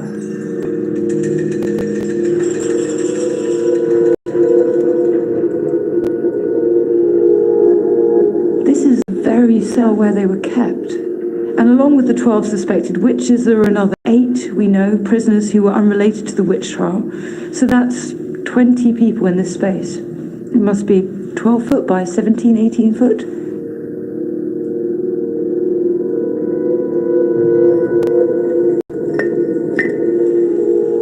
Quite something to imagine that the suspected witches, just ordinary people, were kept in here for 4 months. I mean, some of them were very old, they're in the 80s. Others, people like Alison, were as a teenager, and they were in here in the dark for all that time, awaiting their death.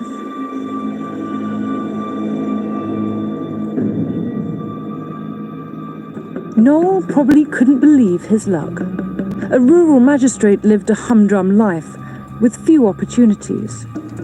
Now Noel found himself heading up a high-profile witch hunt. If he secured convictions, this could make his career. But that was easier said than done. Of all the cases that made it to court, 3/4 failed due to lack of evidence. All Noel had were accusations and counter-accusations. What he needed was proof. And it was King James who innocently gave it to him.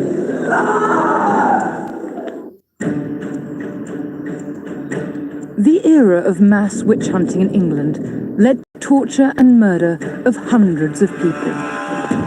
It all began here on the 17th of August, 1612, with the prosecution of the Pendle Witches, one of the most infamous witch trials in English history.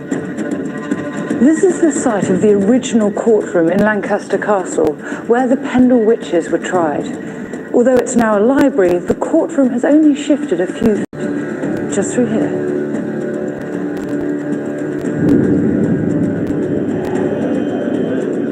The courtroom was a hive of activity. People packed the public gallery to see the sensational trial.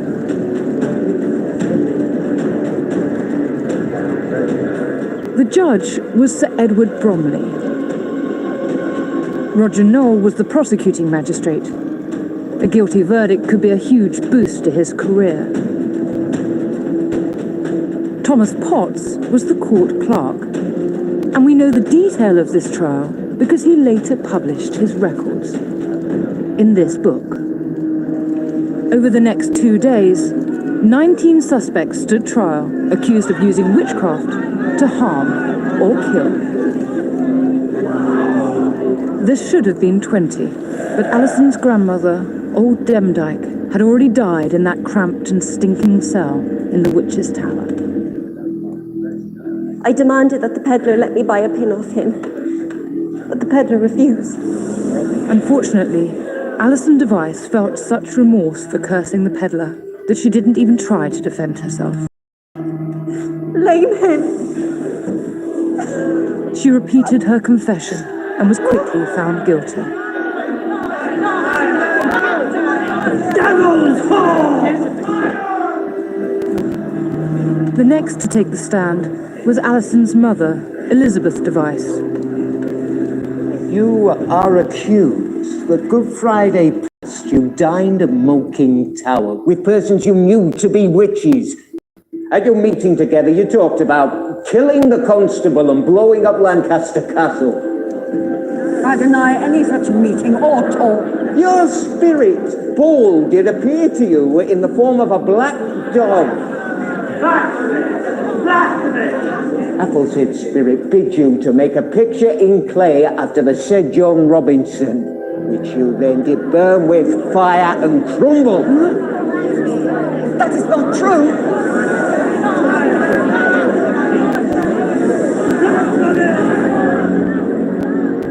The case was deadlocked between accusation and denial.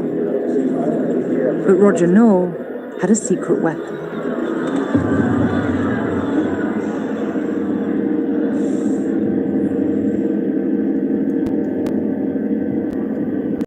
Elizabeth Device's own daughter, 9-year-old Janet.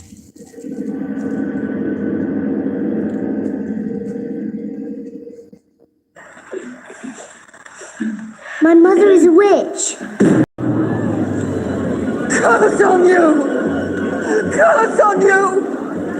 What are you saying? Why are you saying this? You stupid girl, do you not know what you do? Shut up, girl! Shut up! Silence! No! A demon will come from now and ravage thy mind! I will snuff out thy children with my own bare hands! Silence! I cannot speak with my mother here. Take her out! A curse on you!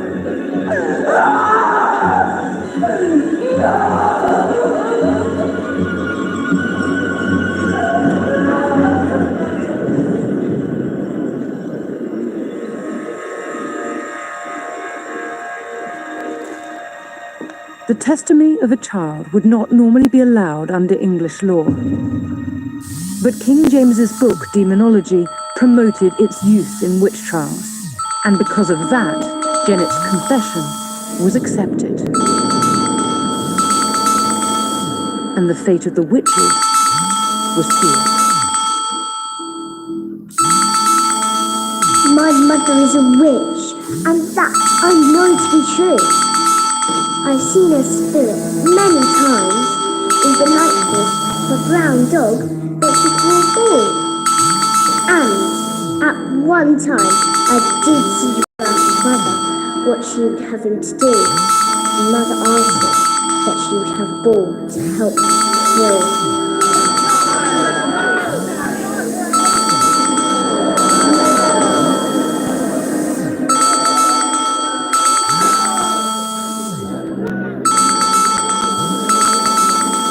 Little Janet, named names.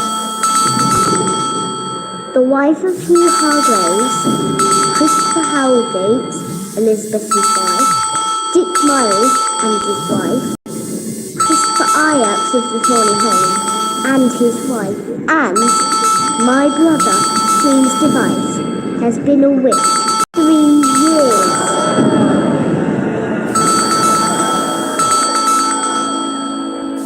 We'll never know why Janet testified against her own family.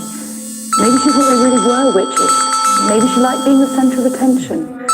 Or maybe, given the way that her mother shouted at her and threatened her in court, she was badly treated, and she thought that this was an escape. But I suspect the 9-year-old didn't understand the full consequences of what she said. And maybe Noel bullied and brainwashed her into saying what she did, just as Brian Gunther had done. At the end of a 2-day trial, 19 accused were found guilty of witchcraft. Janet's entire family was convicted. You will be taken to the execution grounds for this country, where you will be hanged by the neck until you are dead. God have mercy upon your souls.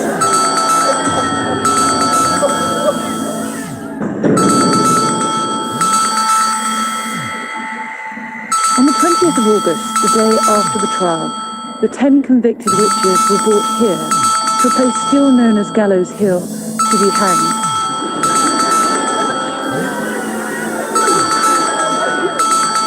Perhaps under similarly grim skies, the crowds would have gathered to see the spectacle, to see the old, unloved, despised witches meet their fate. And maybe amongst them there would have been the young girl who had condemned her family, her own mother, to meet the rough rope and the short drop.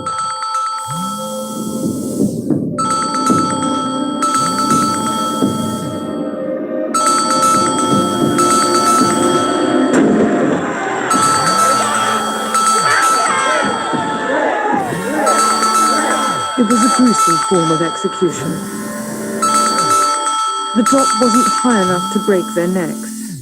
Instead, they died by agonizingly slow strangulation. Olive Garden's never-ending possible is back, starting at $13.99.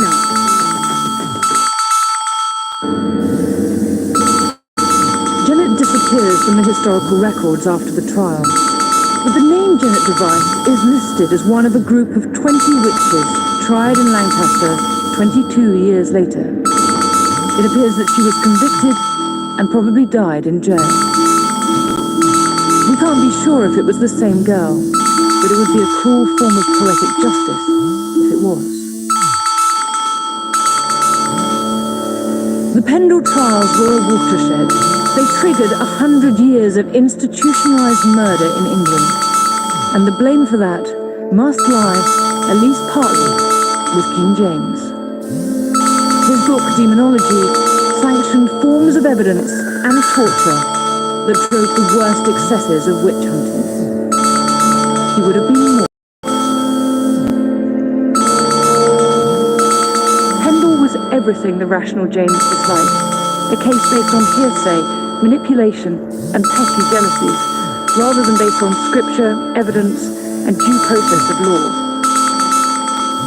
James knew it was as terrible a thing to condemn the innocent as to let the guilty go unpunished, and he'd written Demonology, a manual to prevent precisely that.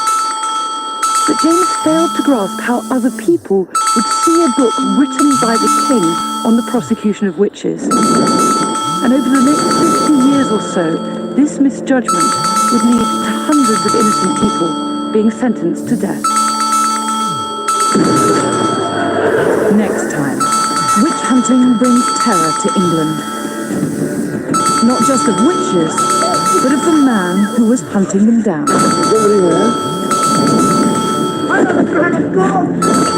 Welcome to the world of the Witchfinder General. I'm your professor.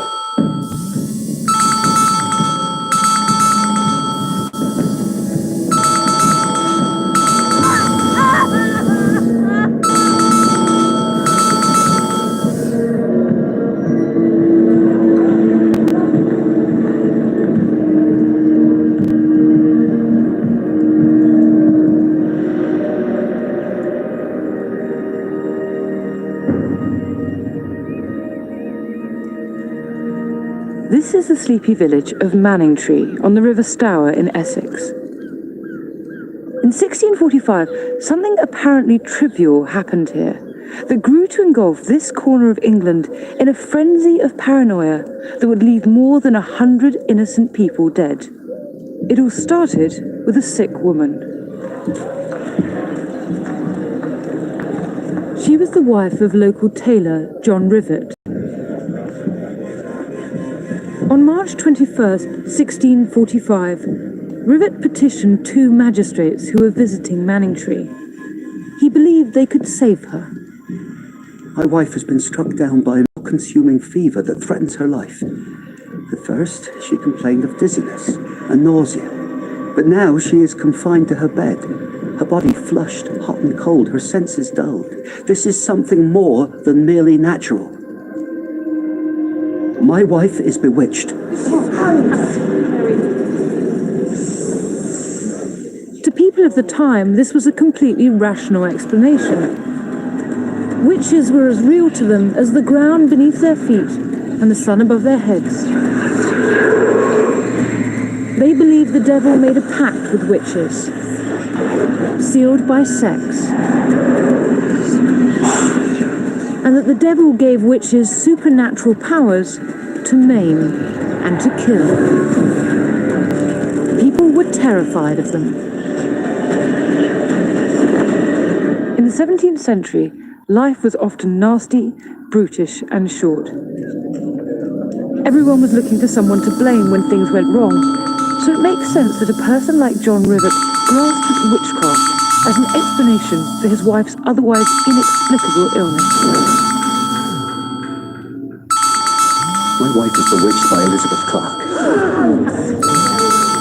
Elizabeth Clark was well known around Manningtree. She was around 80 years old, she was a widow, she was poor, and she had only one leg. She was also famously cantankerous, much given to cursing, and with a quick temper. She wasn't well liked. Rivet wanted Elizabeth convicted and executed to save his wife. But even in the 17th century, accusations alone were not grounds for arrest. And so it might have ended there if it hadn't been for one man. Local landowner John Stern. They have evidence to support John Rivet's claim. Stern carried eyewitness statements that would transform this from a minor local incident into a catastrophe. In the statements, locals said Elizabeth Clark had not only refused to deny being a witch, she'd also claimed to know plenty of other witches, so they'd better watch their tongues. Stern's eyewitness accounts changed everything.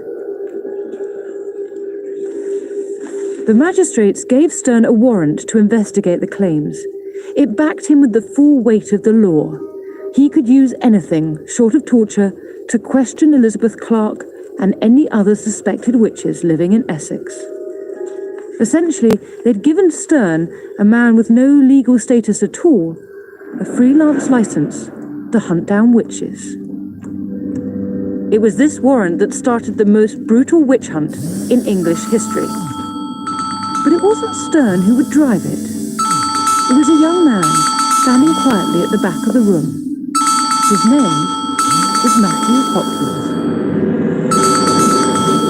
Matthew Hopkins was born in the 1620s.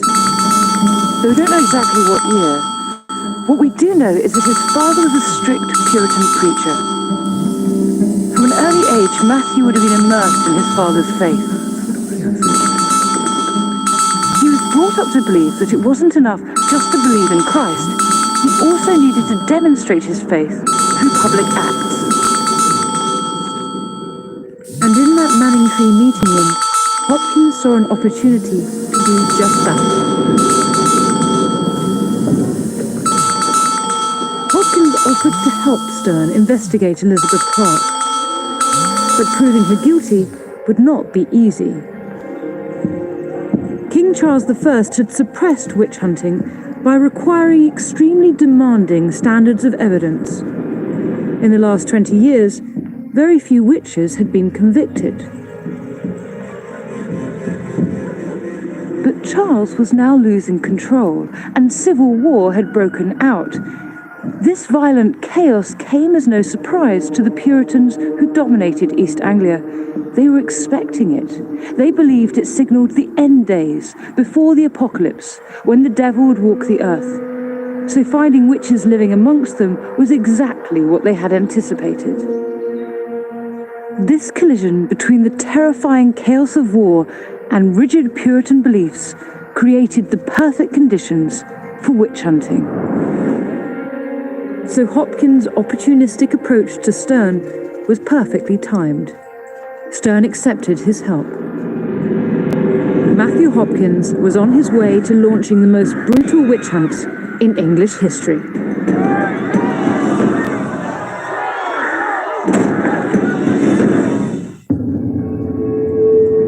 Matthew Hopkins and John Stern, two men with no legal training whatsoever, had been given a warrant to interrogate suspected witch Elizabeth Clark.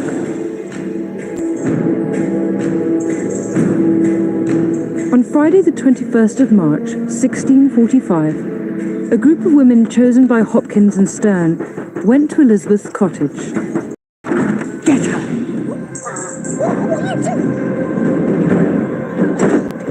The women stripped and searched her, looking for the devil's mark. People believed that the pact between the devil and the witch was consummated with sex. He would then mark her body. the devil often concealed these marks beneath a witch's hair. The searchers would do whatever it took to find it. A devil's mark could be any skin blemish, a mole, even an age spot. So the chance of finding something on an elderly woman was pretty high. Finally, they found the mark, hidden on Elizabeth's genitals. This was an appalling level of casual brutality. Imagine the shame and humiliation for Elizabeth Clark. Remember, we're talking about an old and disabled woman. As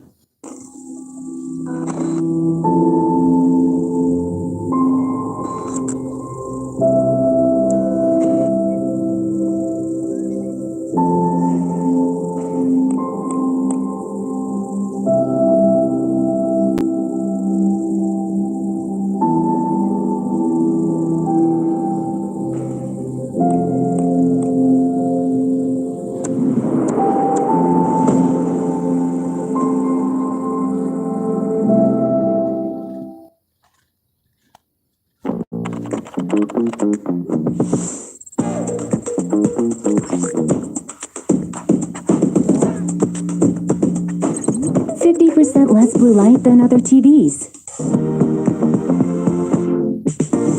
OLED TV, nothing else. a widow, she didn't even have the protection of a husband. But the mark alone wasn't enough. To be certain of the conviction, they needed Elizabeth to confess. Hopkins and Stern's warrant restricted them to operating within the law, which excluded torture. So to get what they needed, they would have to be creative. Elizabeth Clark was tied to a chair and deprived of sleep. Wake up, old woman! In the 17th century, sleep deprivation by the thinnest of margins was legal. Are you? No, not I!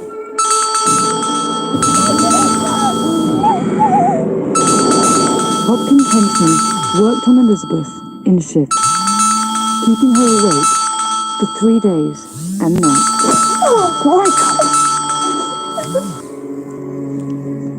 But Elizabeth Clark must have been tough as old boots, because she still would not confess. On the third day, Hopkins and Stern paid her a visit. It was the first time Hopkins had come face to face with Elizabeth. Do you know who I am, old woman? I'm your confessor. When did you sign a pact with the devil? What sins have you committed in his name?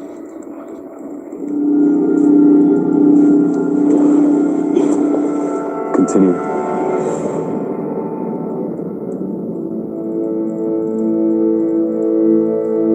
Hopkins was never going to give up. It was all too much for Elizabeth. Stop. Please stop.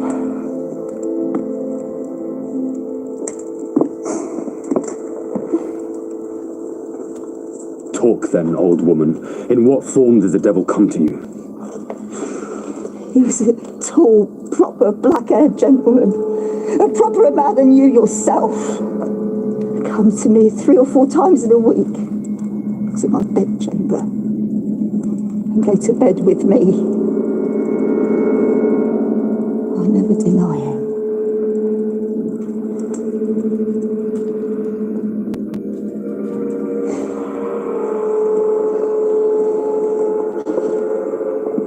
Imagine the depths of degradation to which Elizabeth had been exposed. She'd been brutalized, starved, and denied water and sleep. And although she was clearly made of strong stuff, the elderly widow finally broke. That gave her the dubious privilege of becoming Hopkins' first victim.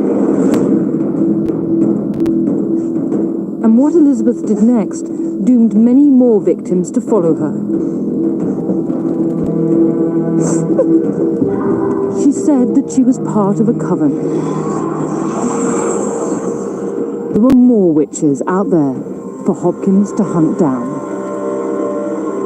After torturing Elizabeth Clark, Matthew Hopkins and John Stern used her confession to forge new careers for themselves, careers that had never previously existed in England. They became freelance witch hunters.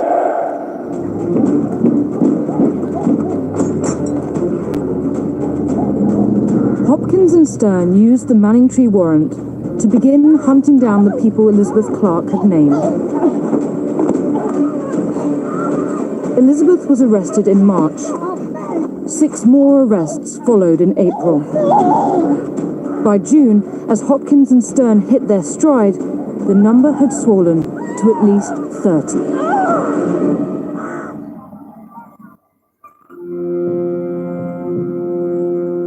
The suspects were brought here to Colchester Castle. And conditions in this jail were appalling. The prisoners were shackled day and night and routinely beaten by the guards. There was no light, no space, no sanitation. By June, 4 prisoners had already died, most probably from typhus. On the 17th of July, 1645, the survivors were herded onto carts bound for the courts at Chelmsford. For many of them, it wasn't the first time they'd been arrested for witchcraft, but previous cases... Don't keep yourself in the dark like this guy. Lumen. Brilliant men's skincare solutions. In the dark when it comes to solutions for oily skin, breakouts, or dark circles under your eyes. Here's a brilliant solution from Lumen, the Class Act Bundle. Lumen makes guys' skincare easy, and it actually works. If you've tried other men's skincare products with disappointing results, you'll notice the difference with Lumen immediately. This is the charcoal face wash. This is especially great for guys that work out frequently, like to get outside, or just really need a deep pore cleanse to remove buildup from dirt, sweat, and oil. The activated charcoal in this can absorb up to 200 times its weight in impurities and helps to detoxify your skin. 200 times? That's powerful stuff. You look better already. Next, the charcoal scrub. It has activated charcoal and uses natural cellulose from cotton as a physical exfoliant. It's so much better than other scrubs that use harsh chemicals to exfoliate. Cotton, not chemicals. Use this 3 times a week to help with skin regeneration and remove dead skin buildup. It also helps prevent shaving irritation and, over time, can actually reduce the appearance of acne scarring. Now this is the Daily Face Moisturizer. It's not greasy or heavy at all, and has meadow foam seed oil to help skin balance oil production. Because moisturizer is so critical, Lumen has 3 different kinds tailored to different skin types. This feels amazing. Calm down there. Now, this is another wonderful product from the Lumen skin line. It's Dark Circle Defense Balm. Oh yeah, definitely need that. Just put a little bit on at night and boom! It totally reduces the appearance of under-eye puffiness with caffeine extract and makes you look super well rested and energized. And Lumen will let you try all of this for free. You just take this quick skincare quiz and they'll send you a bunch of skincare for absolutely nothing. Lumen, brilliant men's skincare solutions. Don't keep yourself in the dark like this guy. Try it for free at lumenskin.com.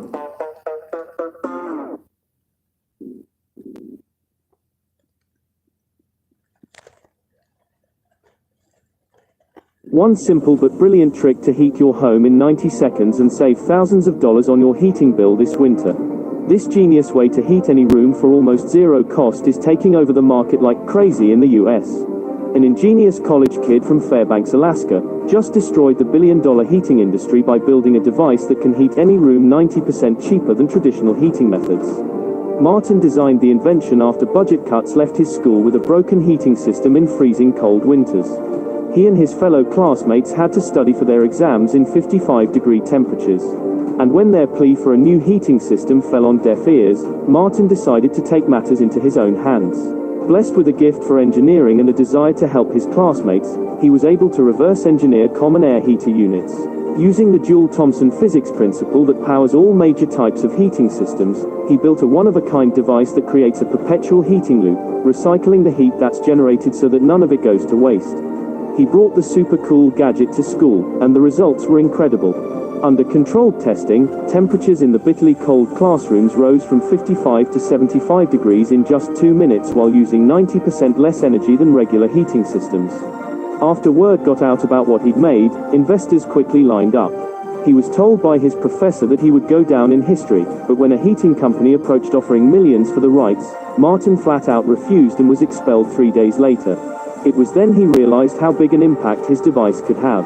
Partnering with top engineers in this field, they perfected the prototype and readied it for mass production. It's called EcoHeat and it heats room rapidly using only tiny amounts of electricity, recycling warm air so that practically no energy is wasted. EcoHeat heating capabilities are simply unmatched by any regular heating system. Thanks to its brilliant ceramic heating technology that passes air over a precision-engineered heating element, it heats rooms in matter of minutes for pennies per day. It has actually been tested to be 97.8% cheaper than standard heating systems. Just plug it into any power outlet in your home, adjust the temperature and EcoHeat will heat up your room within minutes. It works in rooms up to 700 square feet in size. When Martin first launched EcoHeat to the public, it spread like wildfire and after going viral, it sold out within the first 48 hours, developing a wait list of over 50,000 orders. Martin wants everyone to know about this new technology, so he has since tripled the production and is offering a 50% welcome back sale for anyone who orders it within the next 24 hours. This is a great deal and it might be taken down anytime, so it's best to act now. My advice, grab yours before this super low price is raised. Click on the link on this video to visit the official website and order with 50% off.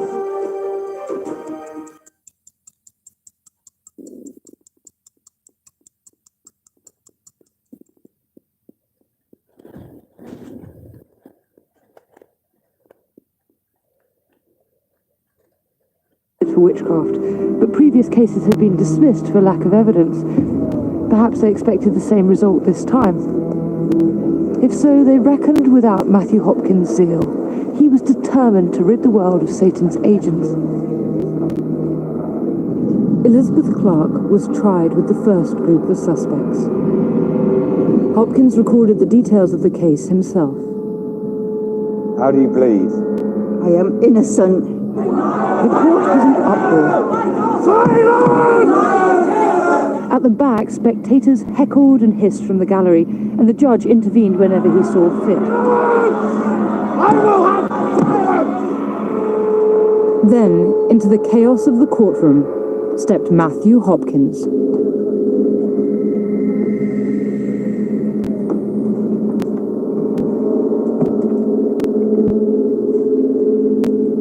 Clark was apprehended and searched, and found upon her 3 teats. So upon command from the justice, they kept her from sleep 2 or 3 nights. Immediately after this witch confesses several other witches. Hopkins had something that recent trials had lacked. The confession that he'd extracted from Elizabeth. The confession of a witch, in my judgment, is enough to hang a witch.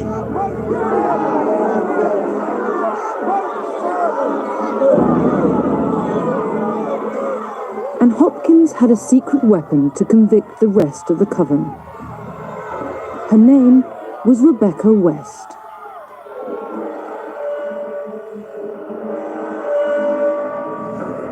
He had singled her out in jail and offered her freedom if she gave evidence against the others. The alternative was conviction and death. So unsurprisingly, she accepted.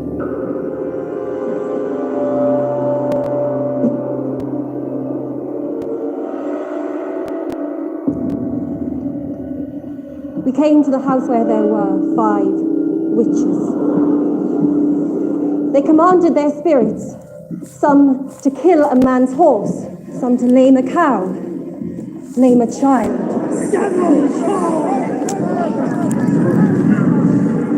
Rebecca's testimony sealed the fate of the accused women. Culpabilis o non culpabilis?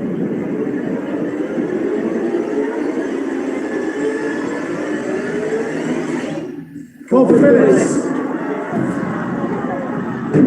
15 of the accused, including Elizabeth Clark, were found guilty and sentenced to death. Hopkins was victorious. It was the largest number of convictions in a single witch trial in English history.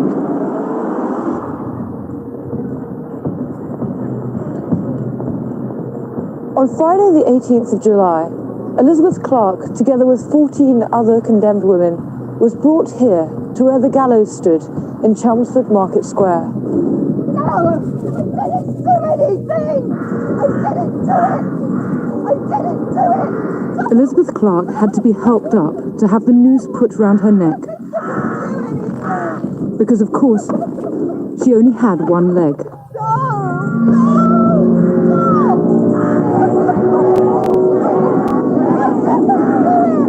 Elizabeth Clark's only crime was to be poor, bad-tempered, and in the wrong place at the wrong time, when Hopkins was launching his career.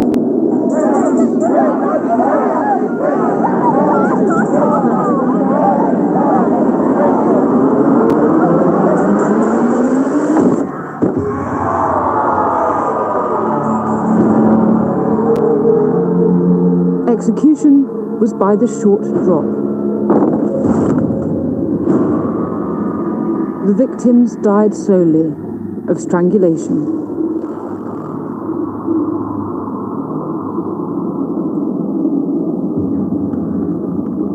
These deaths made Hopkins' reputation.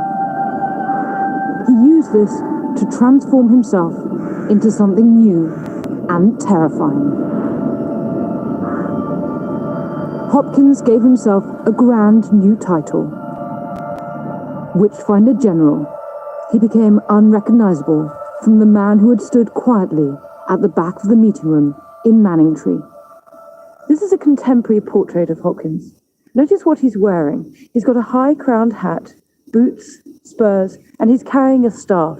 He's the very image of a respected country magistrate. When someone dressed like this walks into a room, people are going to sit up and pay attention. And I think it's obvious that Hopkins has dressed himself like this to have the appearance of authority. I mean, what does a man in his 20s need with a staff except to have the symbol of a rank that he doesn't actually possess?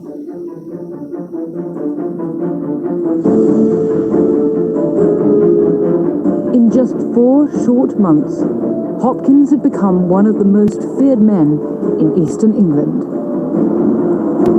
His career was on a meteoric path. In the previous 20 years, just 2 women had been executed for witchcraft in East Anglia. Culpabilis o non culpabilis? Culpabilis! Hopkins had now sent 15 to the gallows in a single day. This wasn't just good for God, it was good for business. Because Hopkins received a fee for every one. News of his success at the Chelmsford witch trials began to spread beyond Essex.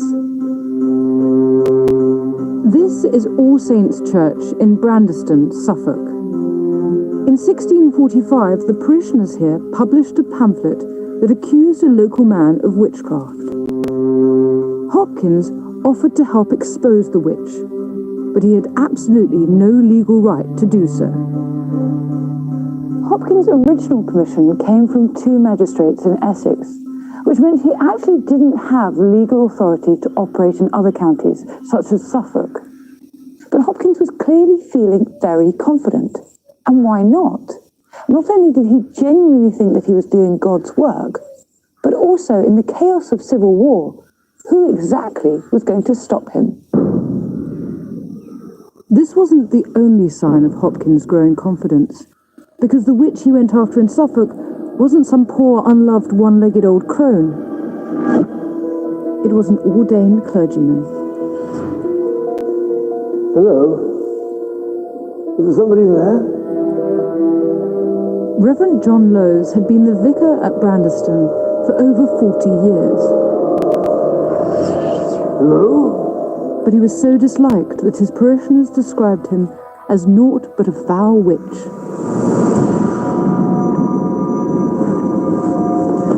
How dare you! I am the man of God! Tackling such a conspicuous target was risky for Hopkins. Behind me! I am the man of God! No serving clergyman had ever been convicted of witchcraft in England. So in this case, more than any other, Hopkins simply had to get a result. Your parishioners think you're not but a witch. We'll see. As ever, what Hopkins needed was a confession. To extract a confession, Hopkins reused the procedure that had worked on Elizabeth Clark, sleep deprivation. But Hopkins had refined his technique. Instead of tying John Lowes to a chair, he made him run up and down the room every few minutes. Lowes was walked constantly, for days.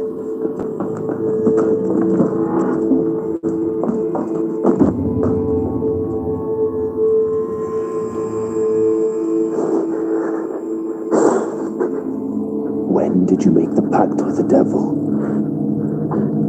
Confess. Tell me the truth. I am your confessor.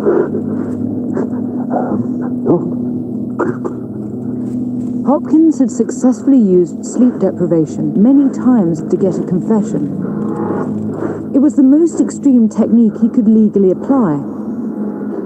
But this time, it had failed.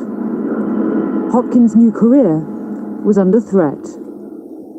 Hopkins had built an entire reputation on getting results when no one else could.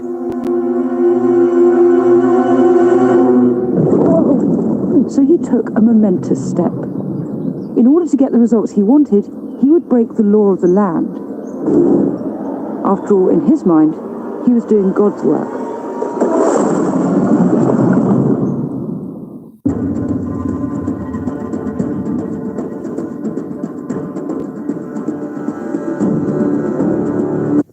You're ready for a comeback. It's not just a job. It's transferable college credit. And Hey, Kevin. Good luck. And nothing can stop you. Not even this tiny break room. Start your comeback at Purdue's online university for working adults. Apply now at purdueglobal.edu.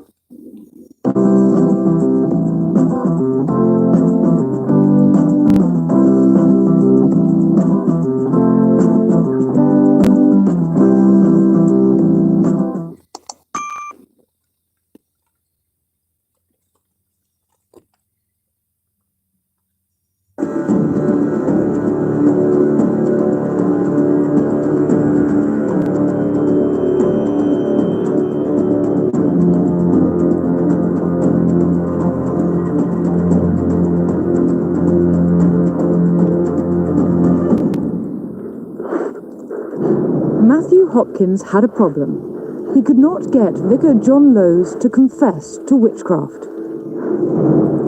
It threatened to damage his flawless reputation for success.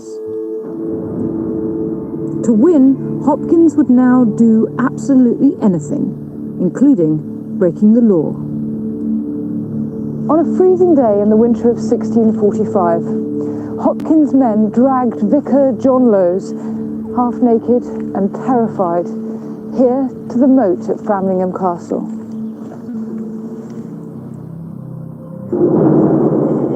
To try and break Lowes, Hopkins used a technique known as swimming the witch.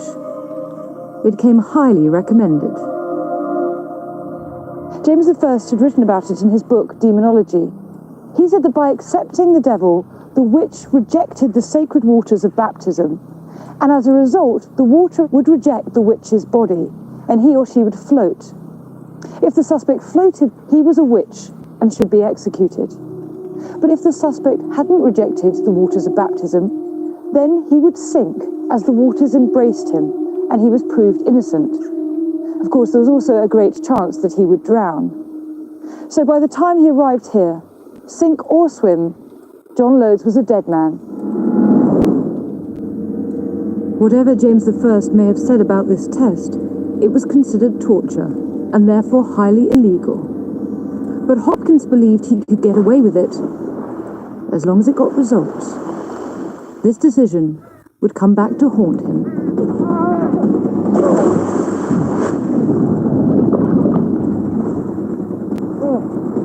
The 80-year-old vicar was bound with ropes and thrown into the ice-cold moat.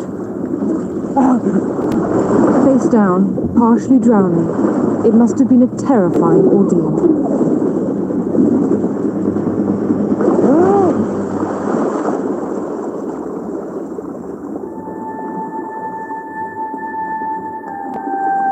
There's no record of how many times John Lowes was plunged into the water.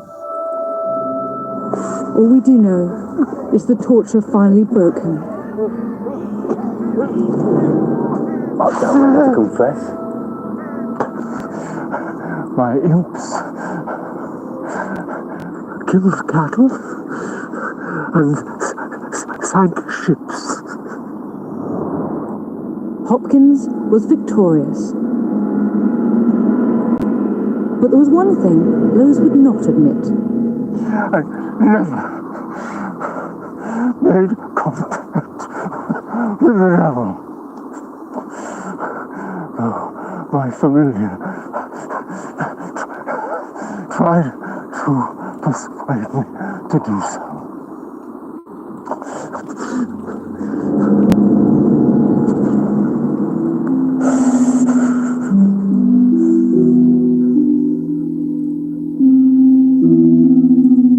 Unlike the other accused, Lowes never confessed to making a pact with the devil. He gave Hopkins enough rope to hang him, but he never truly broke his covenant with God. He was, after all, a man of the cloth. You have to admire someone who clung to what he believed was right through the appalling sleep deprivation and partial drownings, and still would not yield that final inch. But Hopkins' gamble to use torture had paid off. And by the time Reverend Lowes was hauled into court a few months later, Hopkins already had 90 other witches on trial on that same day. So the old minister's claims that he'd been tortured had no chance of a fair hearing. He was found guilty of being a witch and was sentenced to death.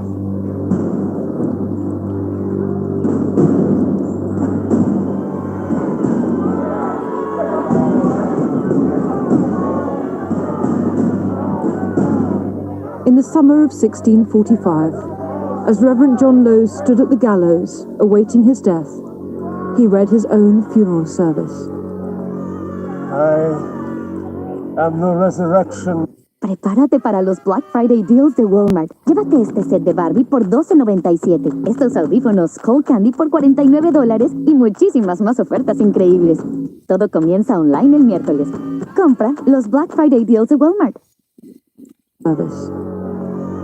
I am the resurrection and the life.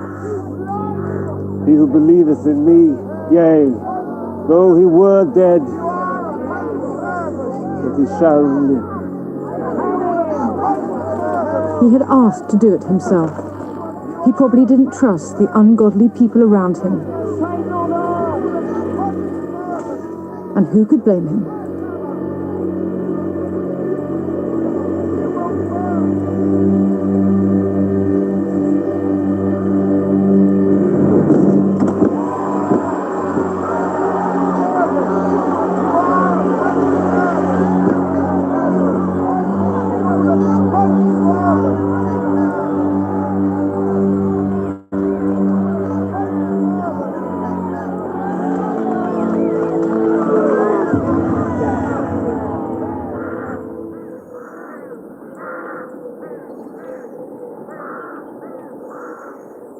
Hopkins had now had a sitting vicar convicted and executed. He was using interrogation techniques that were expressly banned by law, and he was operating in 7 counties across the southeast of England, far beyond the legal limits of his original warrant. And no one stopped him.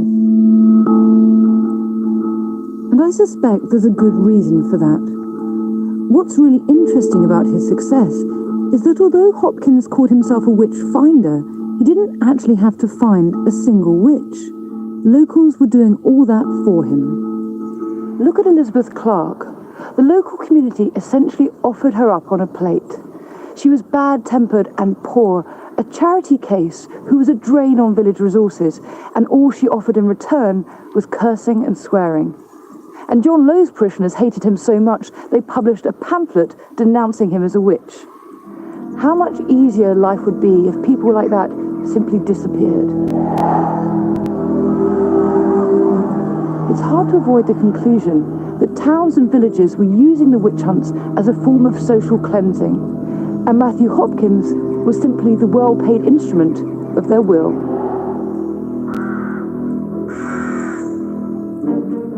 By the summer of 1646, villagers and towns across the southeast of England were clamouring for Hopkins' help. In July, he was in Norwich, where 20 witches met their end.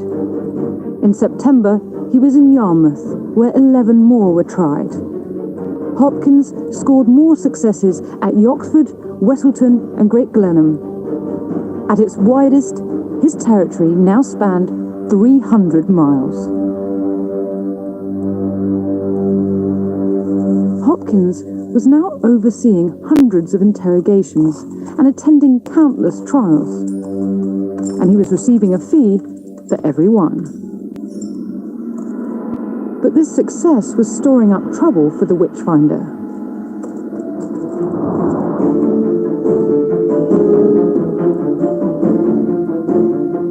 The first warning signs can be found here in the archives of the East Suffolk Records Office.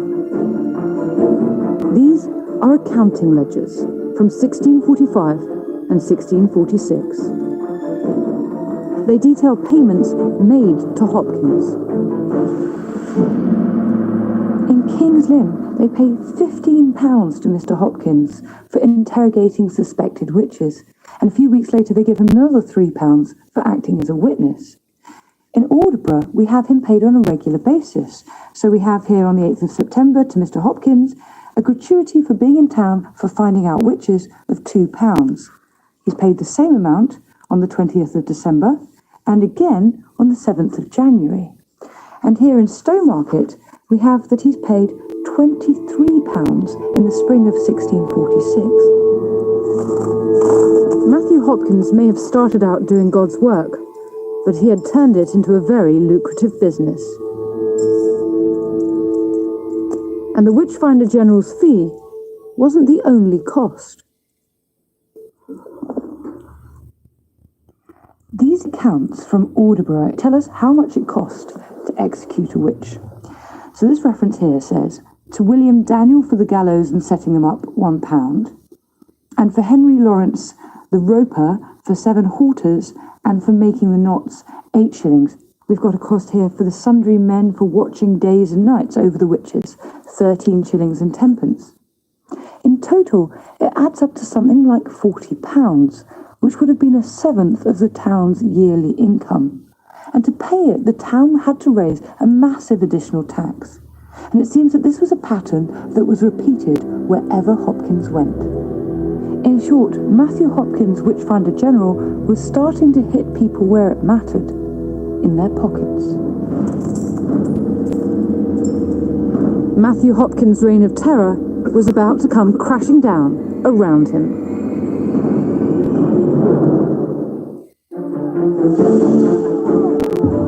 Matthew Hopkins' career as a freelance witch hunter had been a spectacular success. I'm a confessor.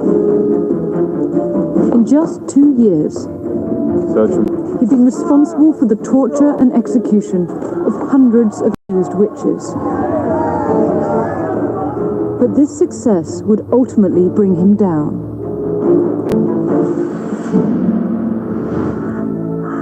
People began to complain about the executions. It wasn't the killing they minded, it was the cost. At Brandeston in Suffolk, for example, parishioners refused to pay for the execution of their own vicar, John Lowes. People with serious objections to the witchfinder's cruel methods now joined the growing chorus of opposition against him. One man in particular would go to any lengths to bring him down. John Gall was a Puritan preacher here in the village of Great Staunton. He hated everything that Matthew Hopkins stood for. And when he heard that the Witchfinder General was planning to come to his parish, he began to preach openly against him.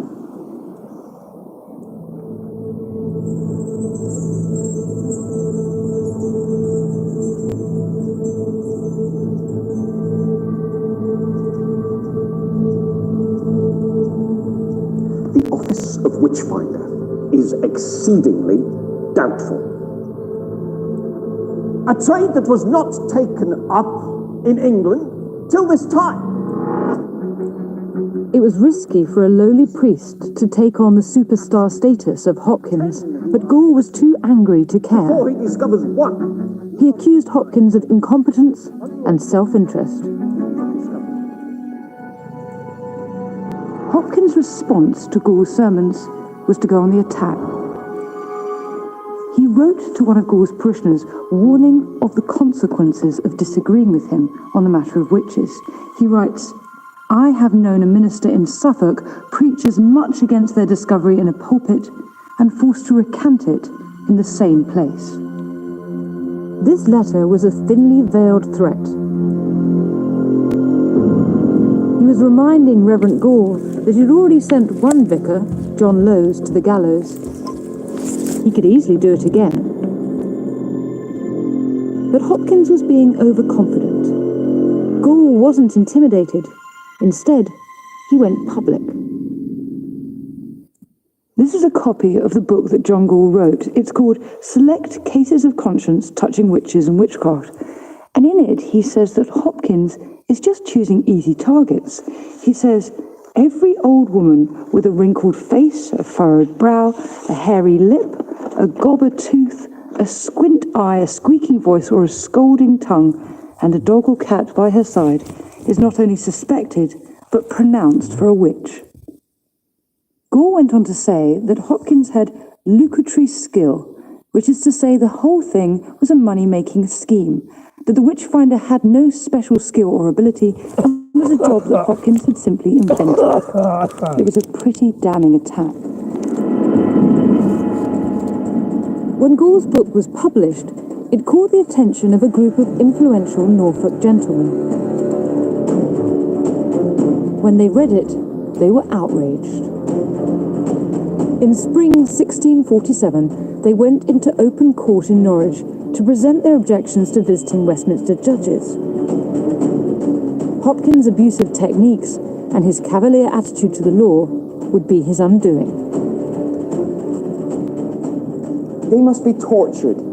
Make them say anything, which is a way to tame a wild colt.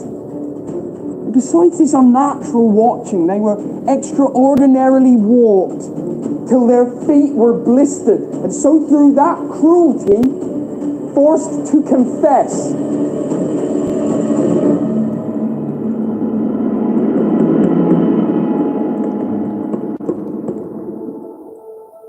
Hopkins' wisest course of action would probably have been to ignore the accusations. But they had thrown down a gauntlet, and Hopkins picked it up. He printed the accusations in a pamphlet alongside his defense. It was a disastrous mistake. This is an original copy of Matthew Hopkins' pamphlet. It's called The Discovery of Witches, and in it he prints the allegations made by the Norfolk gentleman against him, alongside his responses. This one says, all that the Witchfinder doth is to fleece the country of their money. Therefore he rides, goes to towns to have employment, promises them fair promises, but it maybe doth nothing for it. Hopkins denies everything. I demand but 20 shillings a town. And that is the great sum it takes me to maintain a company with 3 horses. We know from the surviving financial records that Hopkins was lying. He was routinely paid far more than 20 shillings. But the most astonishing thing about this book is that he reprints accusations of illegal torture. There have been an abominable, inhumane, and unmerciful trial of these poor creatures by tying them and heaving them into the water, a trial not allowable by law or conscience, and I would fain know the reasons for that. Hopkins justified his use of torture by quoting King James's book, Demonology. King James, in his Demonology, saith, "It is a certain rule, for saith he, witches deny their baptism when they covenant with the devil." So Hopkins' justification was that James, a king who had been dead for 22 years, had once approved of swimming witches. This was no kind of legal defense. Hopkins failed to appreciate the danger of publicizing the accusations of illegal torture and of fleecing the public. Demand for his skills evaporated.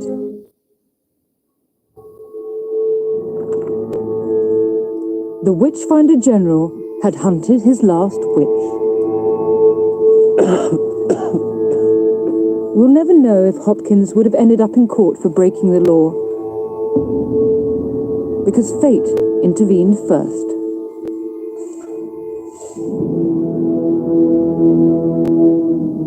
On Thursday, the 12th of August, 1647, in the village where his spectacularly bloody career began barely 2 years earlier,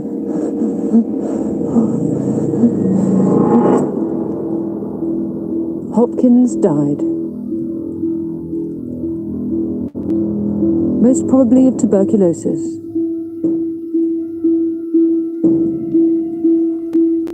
In his short career, he'd been responsible for the death of over 100 innocent people.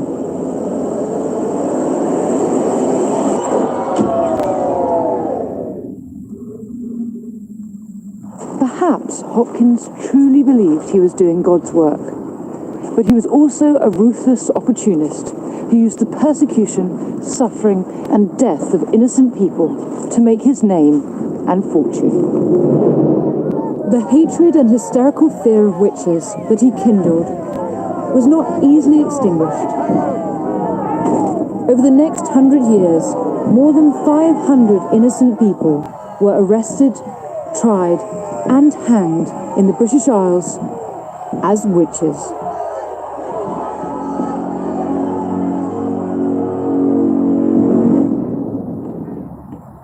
Hopkins' malign influence even crossed the Atlantic.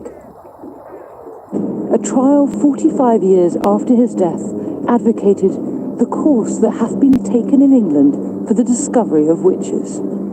Hopkins had found new admirers in a small East Coast town in the Americas. It was called Salem. The 20 witches executed there added to Hopkins' legacy of suffering and death.